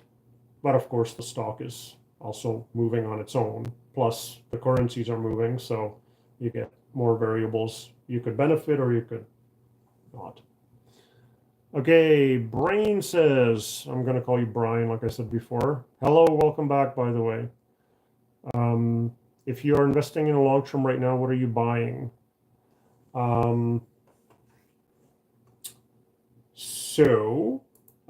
My recent outright buy of my own choice was Google, like $3,500 worth, because I had some American loose change. So I bought Google. A week and a half ago, I got, by selling put options, so slightly against my will, I got 100 shares of Bank of Nova Scotia, and I got 400 shares of Mullen Trucking, which is a logistics. MTL is the ticker, both Canadian, obviously. What I might be the proud owner of midway through April, if the share price goes down, is Sun Life at $76, Nutrien at 72, and it's just slightly above 72 when I look today, so I might be the proud new owner. Toronto Dominion at 82, and then Synovus, but that's a bit tricky because they're doing the I think they're getting either merged or they're buying something. I haven't looked into that too much yet. So those are kind of things that I'm in line to get. And as always, I'll give you my top holdings, because if I have a lot of them, then I must really like them. So Manulife is still number one by a long shot. That one really worked out for me. Go Easy, GSY, which is kind of, they do some payday lending, but they're mostly like a second tier lender. They've sold off some, so I would argue they're a good opportunity. I haven't bought any lately though. I might take a look at it. I think because of the weak economy, it's expected or feared that some of their loans will end up going badly. Then I got 4 mutual funds, all Mauer, Mawer. It's a company out of Calgary. International Equity, Global Small Cap, Canadian Equity, and Tax Effective Balanced are the 4. Then single stock Bank of Nova Scotia. Then emerging markets from ETF from Vanguard, so VEE, Royal Bank, and then developed markets from iShares. What's the ticker? XEF. And then Toronto Dominion, and then Canadian Natural Resources. One stock that I have sort of in the back of my mind, I don't own any, is a railroad. Is it CNR? It is CNR. Like CNR has just been pummeled. They are cyclical, so if we get into a recession, they're probably going to lose some more. But their PE is 20. Their yields 2.5%. But I mean, they've come down from 180 to 140. So I'm not jumping in or anything like that, but sort of in the back of my mind. So Brian, I hope that helps. Also, what do you foresee as the tariff impact? You know what? Like people, and I know you're not asking, at least not right now. People are asking me like, what are you doing with your portfolio to? And it's like, listen, I've got 60 odd stocks and about 20 mutual funds and ETFs. I'm not going to on a hunch because with Captain Chaos there in the in the U.S. White House, you don't know anything. Like the man is doing it on purpose, either that or it's the dementia, right? Uh, like it's just he'll throw something out there like he's like brainstorming and he's just putting it out there and people are trading on it, reacting to it, planning for it, and it's like he just kind of threw it out there, you know. And then even if stuff gets officially announced, then he's like, oh no, 30 days stay, and then so like nobody knows what will happen. I think in the long run, it's gonna he's using it as a negotiation tactic to get whatever the BP wants because I haven't a clue. It's fentanyl and immigration from the Canadian border is minimal. Like it's 0.2% of the drugs seized at the border were on the Canadian border, and I think 1.2% of illegal immigrants came from Canada. So, like that could not have been it. But he was talking about it. If it's the trade deficit, and he calls it Canada taking advantage, yeah, the tariffs will take care of the trade deficit, and your consumers are going to end up footing the bill. Um, so if it's that, then that will definitely be a problem. If he wants more spending by NATO countries and he's putting tariffs on to force, like I don't know what he wants. I think his ego is just I want to be able to pat myself on the shoulder and bask in everybody's adoration that I put out a great deal. Like he tore up the NAFTA agreement in his first term, put out something which was essentially the same, and then his second, but said best agreement ever, best agreement, and then he now he's saying, oh that agreement is it's terrible, we need to redo it. It's like, well, you did it. I wonder who did it. So it'll just be a repackaging of the same stuff, I think. And he's just gonna say, you know what, got us a great deal. I'm the man. That's my legacy to the U.S. Everybody's gonna remember me for the great free trade agreement, and it's gonna be the same NAFTA that we've had before. So I think the tariffs are gonna go away. I'm certainly not going to do anything on hunches because like I've given you like a half dozen scenarios, I think, just in this rant. Um, and I'm not interested in changing my portfolio into something and paying all the taxes all at once and blah blah blah. Just the amount of effort to set up the sell orders, my God. Um, and track everything in Quicken just because he might do this or do that. Oh, thanks. Um, so I think the tariff impact in the medium run is going to be nothing. In all honesty, it's just going to cause volatility, confusion, and chaos in the meantime, and eventually there's going to be negotiations, and these things aren't going to last for more than a couple of months. That's sort of my base case. I could very well be wrong, right? We're sort of guessing at it. IFC, WCN, or CSU. Maybe if you can comment on JP Morgan I own. Same with Bank of America. Great. It's done well with the lower regulations, which will eventually bite bite somebody in the butt.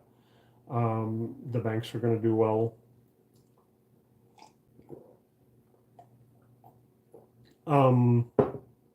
It's definitely come up. JP Morgan has.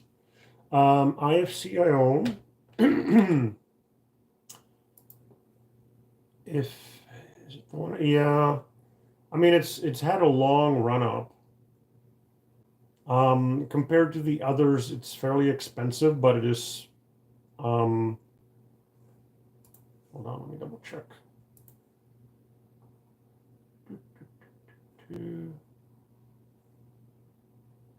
Yeah.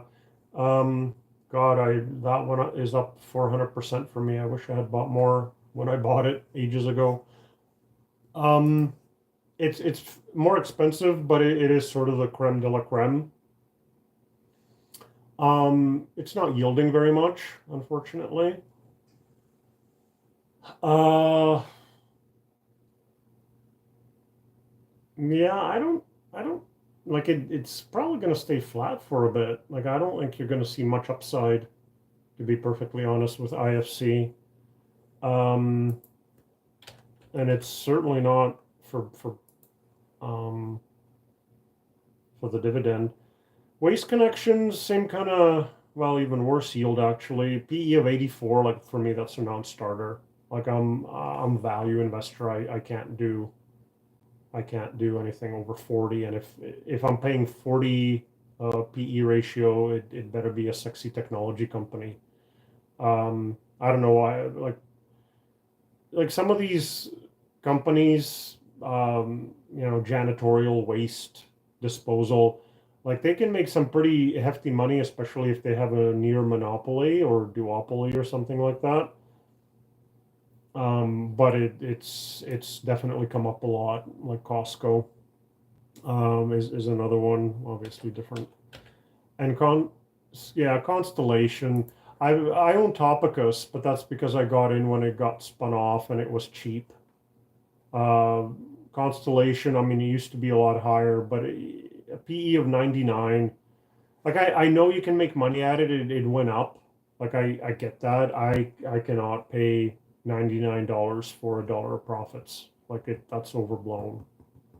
And it's volatile, and generally bad things will eventually happen because there's no way they can grow to that valuation. Like there's a lot of expectations built in. Um, so yeah, IFC would be if you're asking me to pick, which you weren't directly. IFC would be mine. JP Morgan, what did it get up to?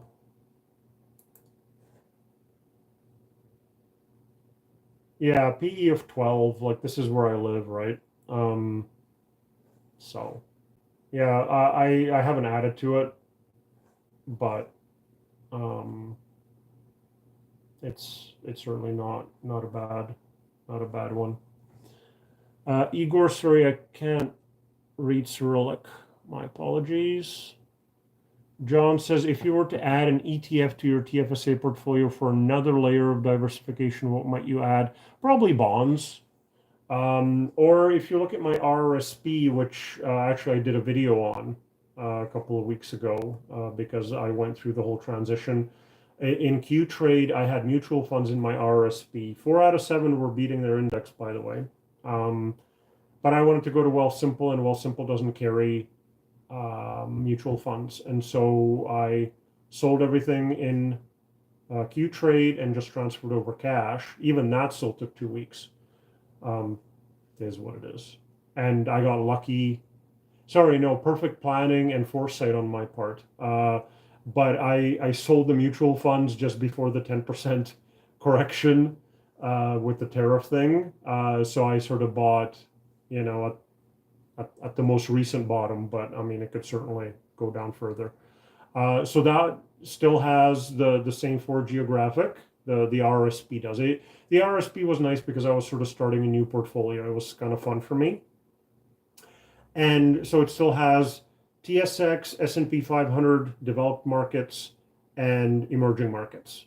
So it still has those four, but I added a technology ETF, which is Mag 7 and other stuff, but over the long run, I believe technology will outperform. I didn't want to go NASDAQ 100 entirely, just because it's not entirely technology, so I just went for an ETF. And then I got basically the Russell 2000, which is small and medium cap. So I got that in another ETF. And then I got 5% in bonds. So John, to your point, probably bonds or technology or small cap, right? And my plan is not really to touch that RSP from now. I might, if there's big movements, I won't do like on an annual basis. I won't do a rebalance, and if things haven't really moved, like I won't bother. But if things have moved significantly, let's say the technology drops like a rock, then I might sell something which had held up its value a little bit more and buy more tech. But I would do that on a case by case and opportunistic basis. But yeah, to my four geographical ETFs, maybe some bonds, maybe some technology for a little extra oomph, or the small caps, which will outperform over the long run. QC says, would you end stream for $200 US dollars? Wow. Well, you stick around for another half hour and I will. I don't know why people do that. Like, why? I know you're not going to pay it. There's no way to enforce it. What would be... You're like the fourth person I blocked today. Why would you do that?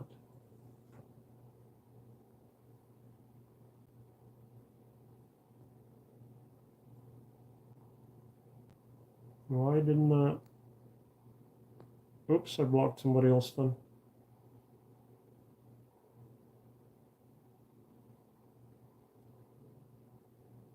Oh, sorry, John. I did you. My apologies. Fat finger. John said, I have similar to... I'm going to unblock you then.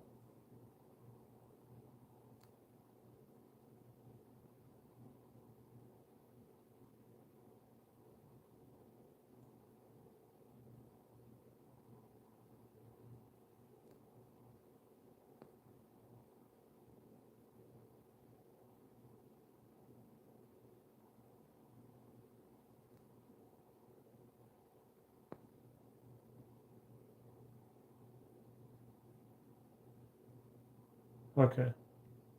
I think I unhid John. Sorry about that. That was literally a fat finger. Spy says it's all your fault. Not quite sure what that means. Real George says, do you like China stocks? KWEB is underrated right now. I own Tencent, Alibaba, and Baidu. I think JD.com is competing with Alibaba, and there's another recent upstart as well. I think all Chinese stocks are going to be continuously cheap because KWEB, so it's Crane shares in US dollars.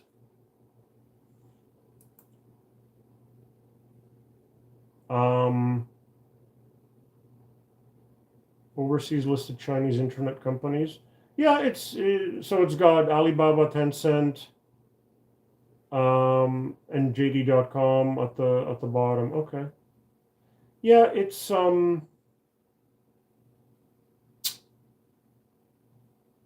just because of the variable of the government, they're always going to be cheap. Chinese stocks, because they can call the government can basically overrule everything if they want to. So yeah, I mean that one's at least diversified. You're getting multiple. I got the ADRs in US dollars on those three stocks. You can get You can get more companies all in one. If you're only buying Canadian products, you're not an investor. Tariffs will hurt, speed up the recession, money will print back to the moon. If you're only buying Canadian products, like at the store, you mean? Or do you mean Canadian stocks? About half my portfolio is Canadian dividend payers because they're taxed very little. If you look at the tax tables, they're taxed very little in my non-registered accounts. So about half my portfolio is Canadian dividend payers. About 10% is individual American stocks. About 5% is private equity, and then the rest is growth stocks or growth indexes covering the rest of the world through ETFs and so on. I'm very tax conscious, and so I try not to get too many foreign dividends because they get taxed heavily, but I want to get good company. So, but like for me to invest in emerging markets, like I have no facility at all to do research on a company in Vietnam. So I'll let an ETF index run it. So I don't know. I think of myself as an investor. Tariffs will hurt, speed up the recession. The retaliatory tariffs that Canada put on can put us into a recession. I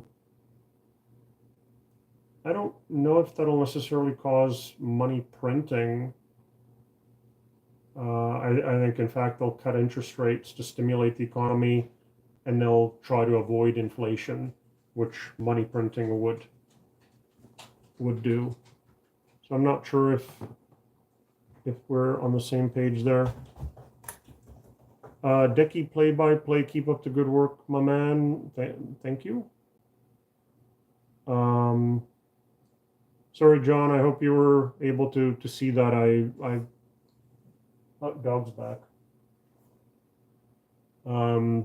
I accidentally got you. I hope you're back. Anyway, Logan says, what's the best time to... Oh, God. Why? Why?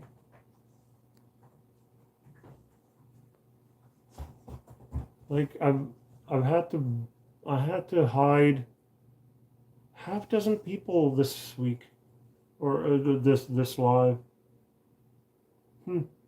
I meant people who only buy Canadian products at grocery stores. Okay, consumer products, not stocks. Yeah, I guess they're trying to hurt the U.S. in their own way. Remember, it's not other than voting for him, it's not regular people that are causing the tariffs, right? Like it is, I think, literally Donald Trump making all those decisions. Like economists, if he has staff, so like an economist would say, hey, listen, tariffs cause inflation. They get paid by your companies and or American consumers. Like they're not a good idea. But somehow he's convinced that he can use the strength of the American consumer as leverage and basically make himself a couple of aces in his sleeve. So yeah, like taking American products off the shelves or not buying them. Yeah, I don't know. Like I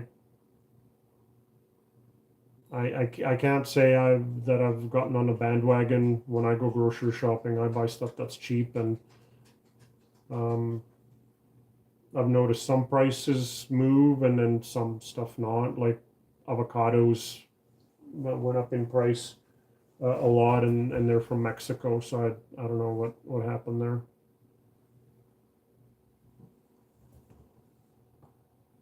All right. Well, we're up to date with the questions. I always like the YouTube lives better than the TikTok ones, which I do the alternate Wednesday. They're calmer. Today, unfortunately, we've had a few Americans. I think that, and then a few people which were just pests. Which I think, you know what, if you listen to me and I get you investing, especially if you're young, which I'm assuming some of those pests were, that can change your life. And in 20 years, you'll have a completely different financial situation than you would otherwise. And by being a pest, you missed out on that. So that's you did that to yourself, and you did the worst thing to yourself that way, unfortunately. I wish it weren't so. Anyway, for the new batch, if you have any questions about Canadian investing, personal finance, Canadian taxes, financial independence, not having to work anymore, becoming filthy rich, feel free to ask. Otherwise, I will call it a night and go play video games. Dog's already been fed. George says, I have 115 TLT calls for 2026. What do you think about that?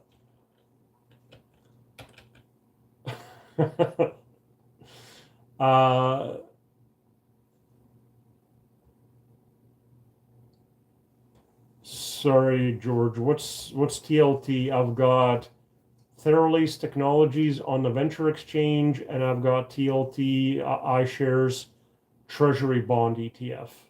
Which one do you have?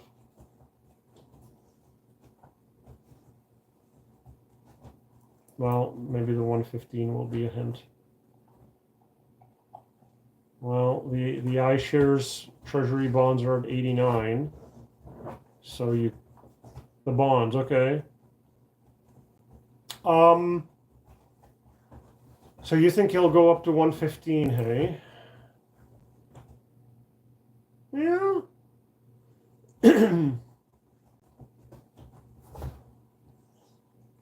Yeah, okay, yeah. Yeah, I'm assuming you didn't pay a heck of a lot for them either. So it's a bit of a long shot. What was the delta? But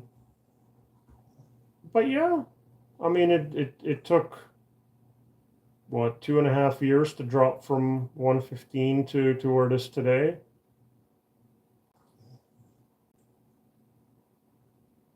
It's got some time. If interest rates start getting cut in the US, it would make a big difference. I don't know. They're not. I don't know if they're going to cut interest rates that much. Their inflation is still fairly high, and I don't know. It's not very far to go, definitely, but their inflation is still fairly high, and their unemployment.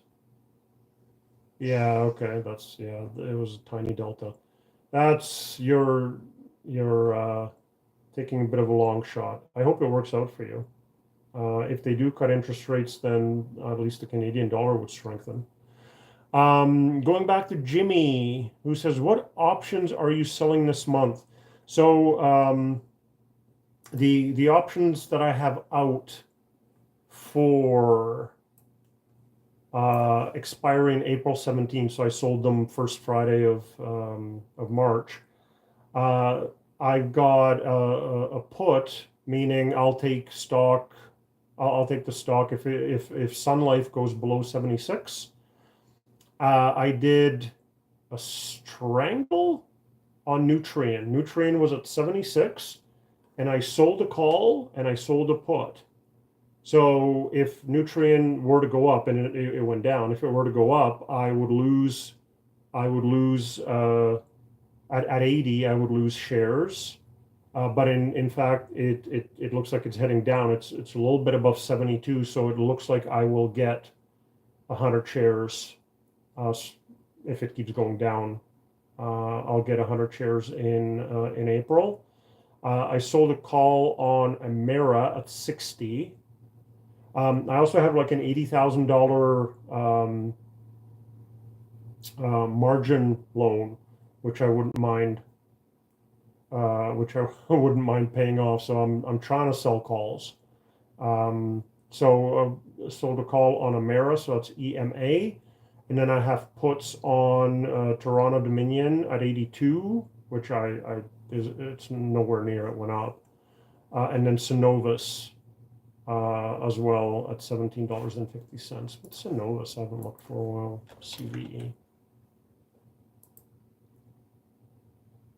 They're at 20, so that one might expire worthless as well.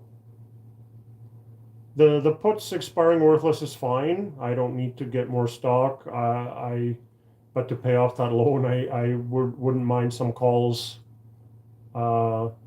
being in the money, but so far no luck. The market's been flat or down. So those are sort of it's the puts that I sell aren't always, I would really love this stock. Like I bought Google outright. I had $3,500 in US that came over from Qtrade to Wealthsimple, and I wouldn't buy something with Qtrade for $3,500 because of the trading commission. I would usually wait until at least 5,000, but with Wealthsimple, it was free, so I bought it. I know psychologically like $7 shouldn't be shouldn't be the big thing. But like, I probably like Google better than the stocks that I just mentioned, but I don't do options on American stocks. I don't really deal with American dollars, and so I didn't do anything with Google, which would probably most likely be something I would like to sell puts on. But yeah, the calls I'm selling because something had gone up, or maybe something doesn't have much of a I think Emera actually does have a hefty dividend, but on some of them, if they didn't have much of a dividend, I would sell calls on them. Oh, Emera went up quite a bit, and sort of looks like it's drifting down now. So I might actually sell more calls in a week and a half when I do it again.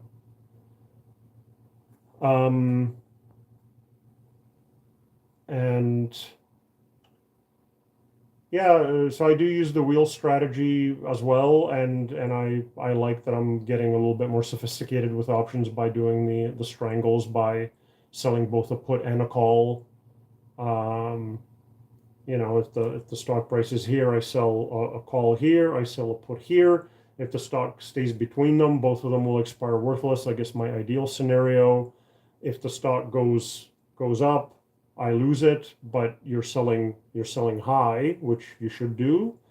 And if it goes down, I'll get more stock, which you're supposed to do buying low. Plus I get a premium. I also sold calls on and Jimmy, I know you were asking for puts, but I also sold calls on Royal Bank and CIBC because they both had a long run up and then they sort of were fading. So I sold a bunch on those two banks, and they all expired worthless because the stock just sort of trended downwards. So cool. S says you need some moderators, would help a lot with nonsense comments. Yeah, I just block them. If they don't want to learn, it's too bad. I don't know why people find that fun. Anyways. Questrade removed commissions recently. I know they did because Wealthsimple is eating their lunch, so they needed to compete. I was looking at keeping my mutual funds in my RRSP and getting a fourth brokerage in Questrade. But funny enough, their commissions are removed on stocks and ETFs. They still charge commissions on mutual funds. So, um, and then I did the analysis. Uh, so I do still own some mutual funds. I sold a bunch of them in my RSP so I could transfer just cash over to Wealthsimple. The 7 mutual funds that I had in my RSP, 4 of the 7 over a 10 or a 15-year period, they did beat their index. The problem was that the 4 beat their index by this much, and then the 3 that didn't were behind by a little bit more. So I'm just like, well, do I go to Questrade, still pay commissions on, not that I move around with the mutual funds at all, but like eventually I will flip my RSP to a RIF, and I'll be selling something every so often. So I prefer not to pay commissions. Of course, who knows in 8 years? But I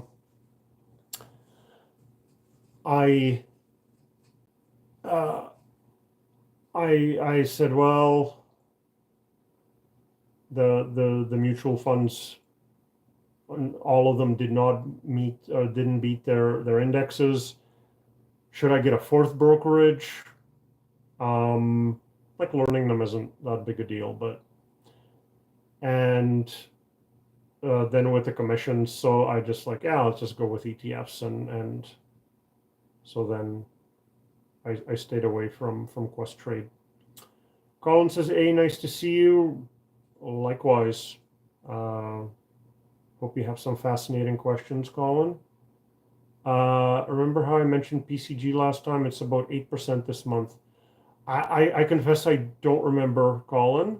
I'll take your word. Good.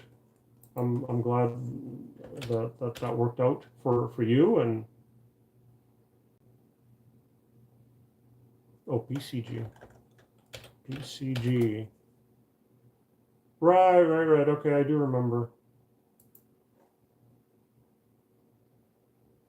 I thought it was Procter and Gamble, didn't I?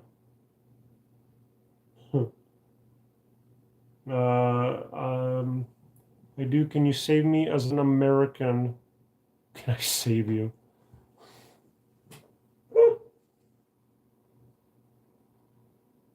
Well, yeah, good. Good on PG&E. What's the ticker? Looks like, yeah, PCG. That's where I got Procter and Gamble. But anyway, no, it's great.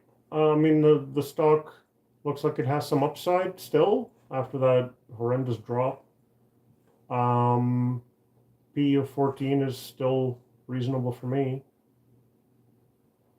So S says, about to renew our mortgage. I hear it's a good time, great interest rates. If you're in Canada, yeah, interest rates have certainly come off, and there's expectations of a few more cuts maybe. So that gets built into the bond market. So if you have a fixed rate mortgage, it's looking pretty good. Yeah, absolutely. If it goes down more than expected, then you're missing out. But there's nothing you can do about that. Colin says, any advice for an American? Well, do you want the polite advice? I'm generally worried about these tariffs, to be honest. I don't think they're gonna hit the U.S. as much just because you're a bigger economy. But like I don't. The public, I think, in general, just doesn't know how the tariffs work. Arguably on both sides of the border, even though I think Canadians are probably learning more than Americans. Like it ultimately is very likely to be paid one way or another by American consumers with just higher prices. It's a tax on consumers. Whether the manufacturing moves to the US, which is not a low-cost producer of anything, and then that will get uh, pushed on to the consumer, or if the importer pays the tariffs and says, yeah, this is all just increasing prices to the consumers. So the only way it wouldn't affect American consumers is if the exporter, whether Chinese company, Canadian company, footed that entire bill because the importer had that kind of power, like Walmart, let's say, and basically said, yeah, we're paying an extra 25%. We need you to take that off the price, or we're not dealing with you, and we'll get whatever it is from somewhere else. Unless they have that kind of power, it will all eventually end up in the lap of the American consumer and create inflation. So how Trump and the Republicans are able to say to the consumers with a straight face, this is good for you, this will make America great again, and not realizing that Trump is cutting taxes on corporations, which I love, by the way, as an investor, and that's how he's financing those cuts. That it's coming out of regular Americans' pockets. I how nobody's recognizing this. Not that you can really do anything about it since you voted for him, but um, um, yeah, I think there's nice people everywhere, Colin. I wouldn't expect hyperinflation. I would expect some inflation. I would also hope that this is just a bargaining chip and it's going to get resolved into a new free trade agreement that Trump can wave around and feed his ego with. So it's going to be exactly like the previous one, just like the one from his first term was like the NAFTA free trade agreement. Nothing changed really. It was just a new agreement, and he could say, "This is the best agreement ever. I'm the best negotiator ever. Look what I'm doing for you." And like nobody's reading it, right? Nobody really knows, and um, so I'm hoping that in a month or two that we'll arrive at that, and none of this is permanent. Um, World trade keeps increasing. Like you need to get stuff from where it's the cheapest. Uh, it's only politics that is making production happen in places where it's not the least expensive. Because shipping stuff around the world is relatively cheap, but like US labor, developed market labor is expensive. That's why stuff comes from China. Um, and like the whole world, but you know, Colin, to your point, Americans love their cheap stuff. Uh, so if they stop buying it because it's twice the price because it was made in America, you know, um, it won't be twice the price. So, uh, mead, interesting. Okay, but all my imports are looking at being like 100% more.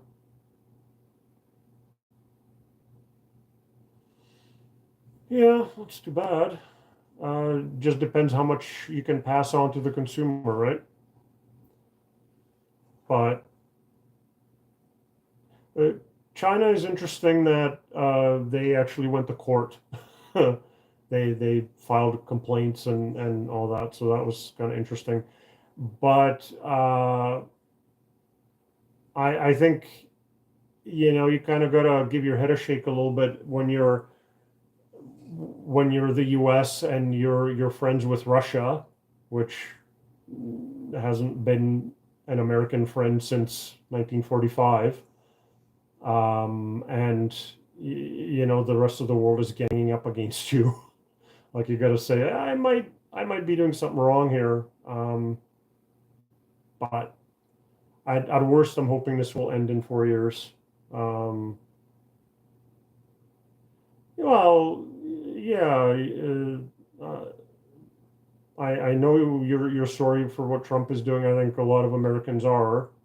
Well, you guys voted for him, right? Um, he's definitely, and like you knew what you were getting. I had mentioned previously, kind of the ongoing theory I have is that people just vote with their personal lives and with their wallets. So during Biden, there was inflation, and that wasn't really his fault. Um, it's nobody's fault, and nobody can fix it.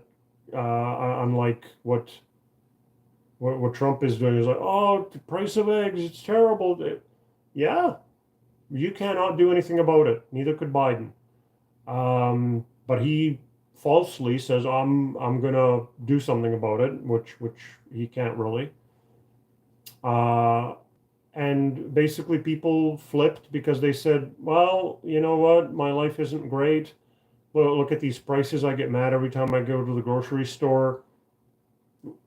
Let's change the government. And I mean, this is the 10% of the swing vote, right? 45% of the voters will vote Democratic, 45% will vote Republican, no matter what. Um, and but like when you got COVID and you shut down the economy, then like you need to print money and give money to people to spend. Now a lot of people didn't need it, a lot of people gambled it away in the stock market, whatever. But that's what you do. And then between the supply chain issues, still due to COVID, and the money printing, well, you had inflation, which the banks fought. They at the beginning they were like, no, it's just temporary, it's just a supply chain, and eventually they had to raise the interest rates. And so far, no recessions. Inflation is down, maybe not to the 2%. I think the central banks did an amazing job, but not the government. Not the government. The government has a slightly different goal. They want to get reelected. So they will spend money like drunken sailors. Um, the central bank is trying to keep inflation in check and keep full employment. In the US, inflation hasn't come down quite as much as in Canada. But your unemployment is like in the fours, while ours is in the six. Nothing terrifying, but you're not needing to lower interest rates quite as much as we are. Hello, Martin. I think so far it's been, just make sure I didn't miss anybody.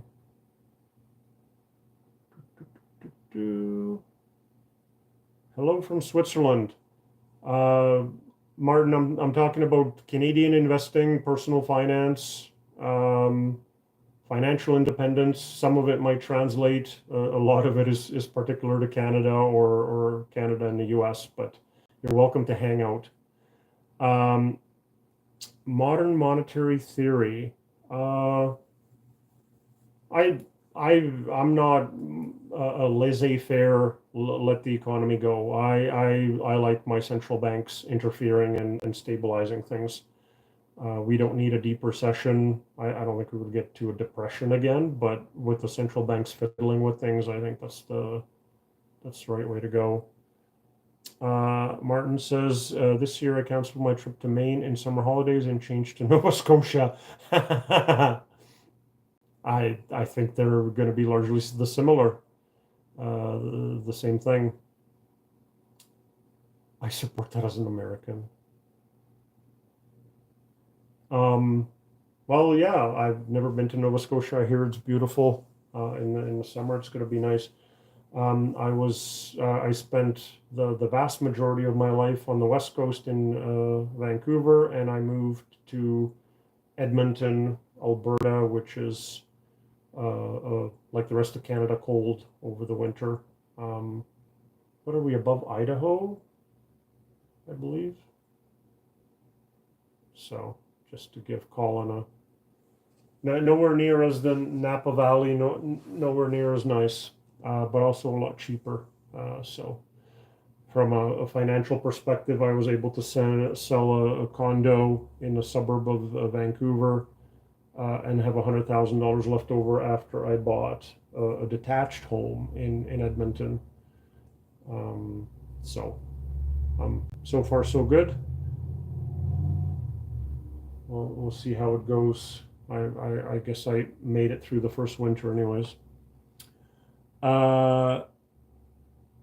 Okay, Colin's a surfer, yeah. Martin says, I also like Quebec because I'm French spoken. Yeah, okay, fair enough, I understand.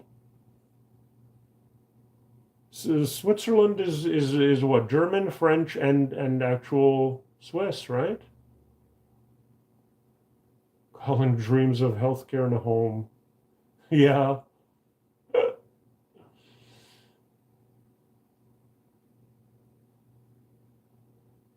Surf like I work under a lord. Yeah. I think the goal is to. Yeah, it's fine. I think the goal is to be financially independent so you can do whatever you want. Oh, Italian. Okay. Yeah, yeah, yeah. I'm a history buff, so World War II, Switzerland is interesting to me about the whole neutrality and so on. Obviously, completely off topic, but um, yeah, Europe. There's a lot of intermixing. Um, Interesting stuff. All right. So I've been at it for 2.5 hours. I think Colin's the last person on. I'm gonna call it a night, I think. Oh, Jimmy's back.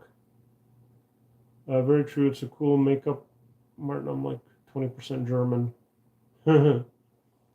Winter dump hitting Edmonton tonight. I hope not, but I kind of liked it when it was warmer. All right, guys, I'm gonna call it a night then. Well, thank you, Colin. I appreciate that.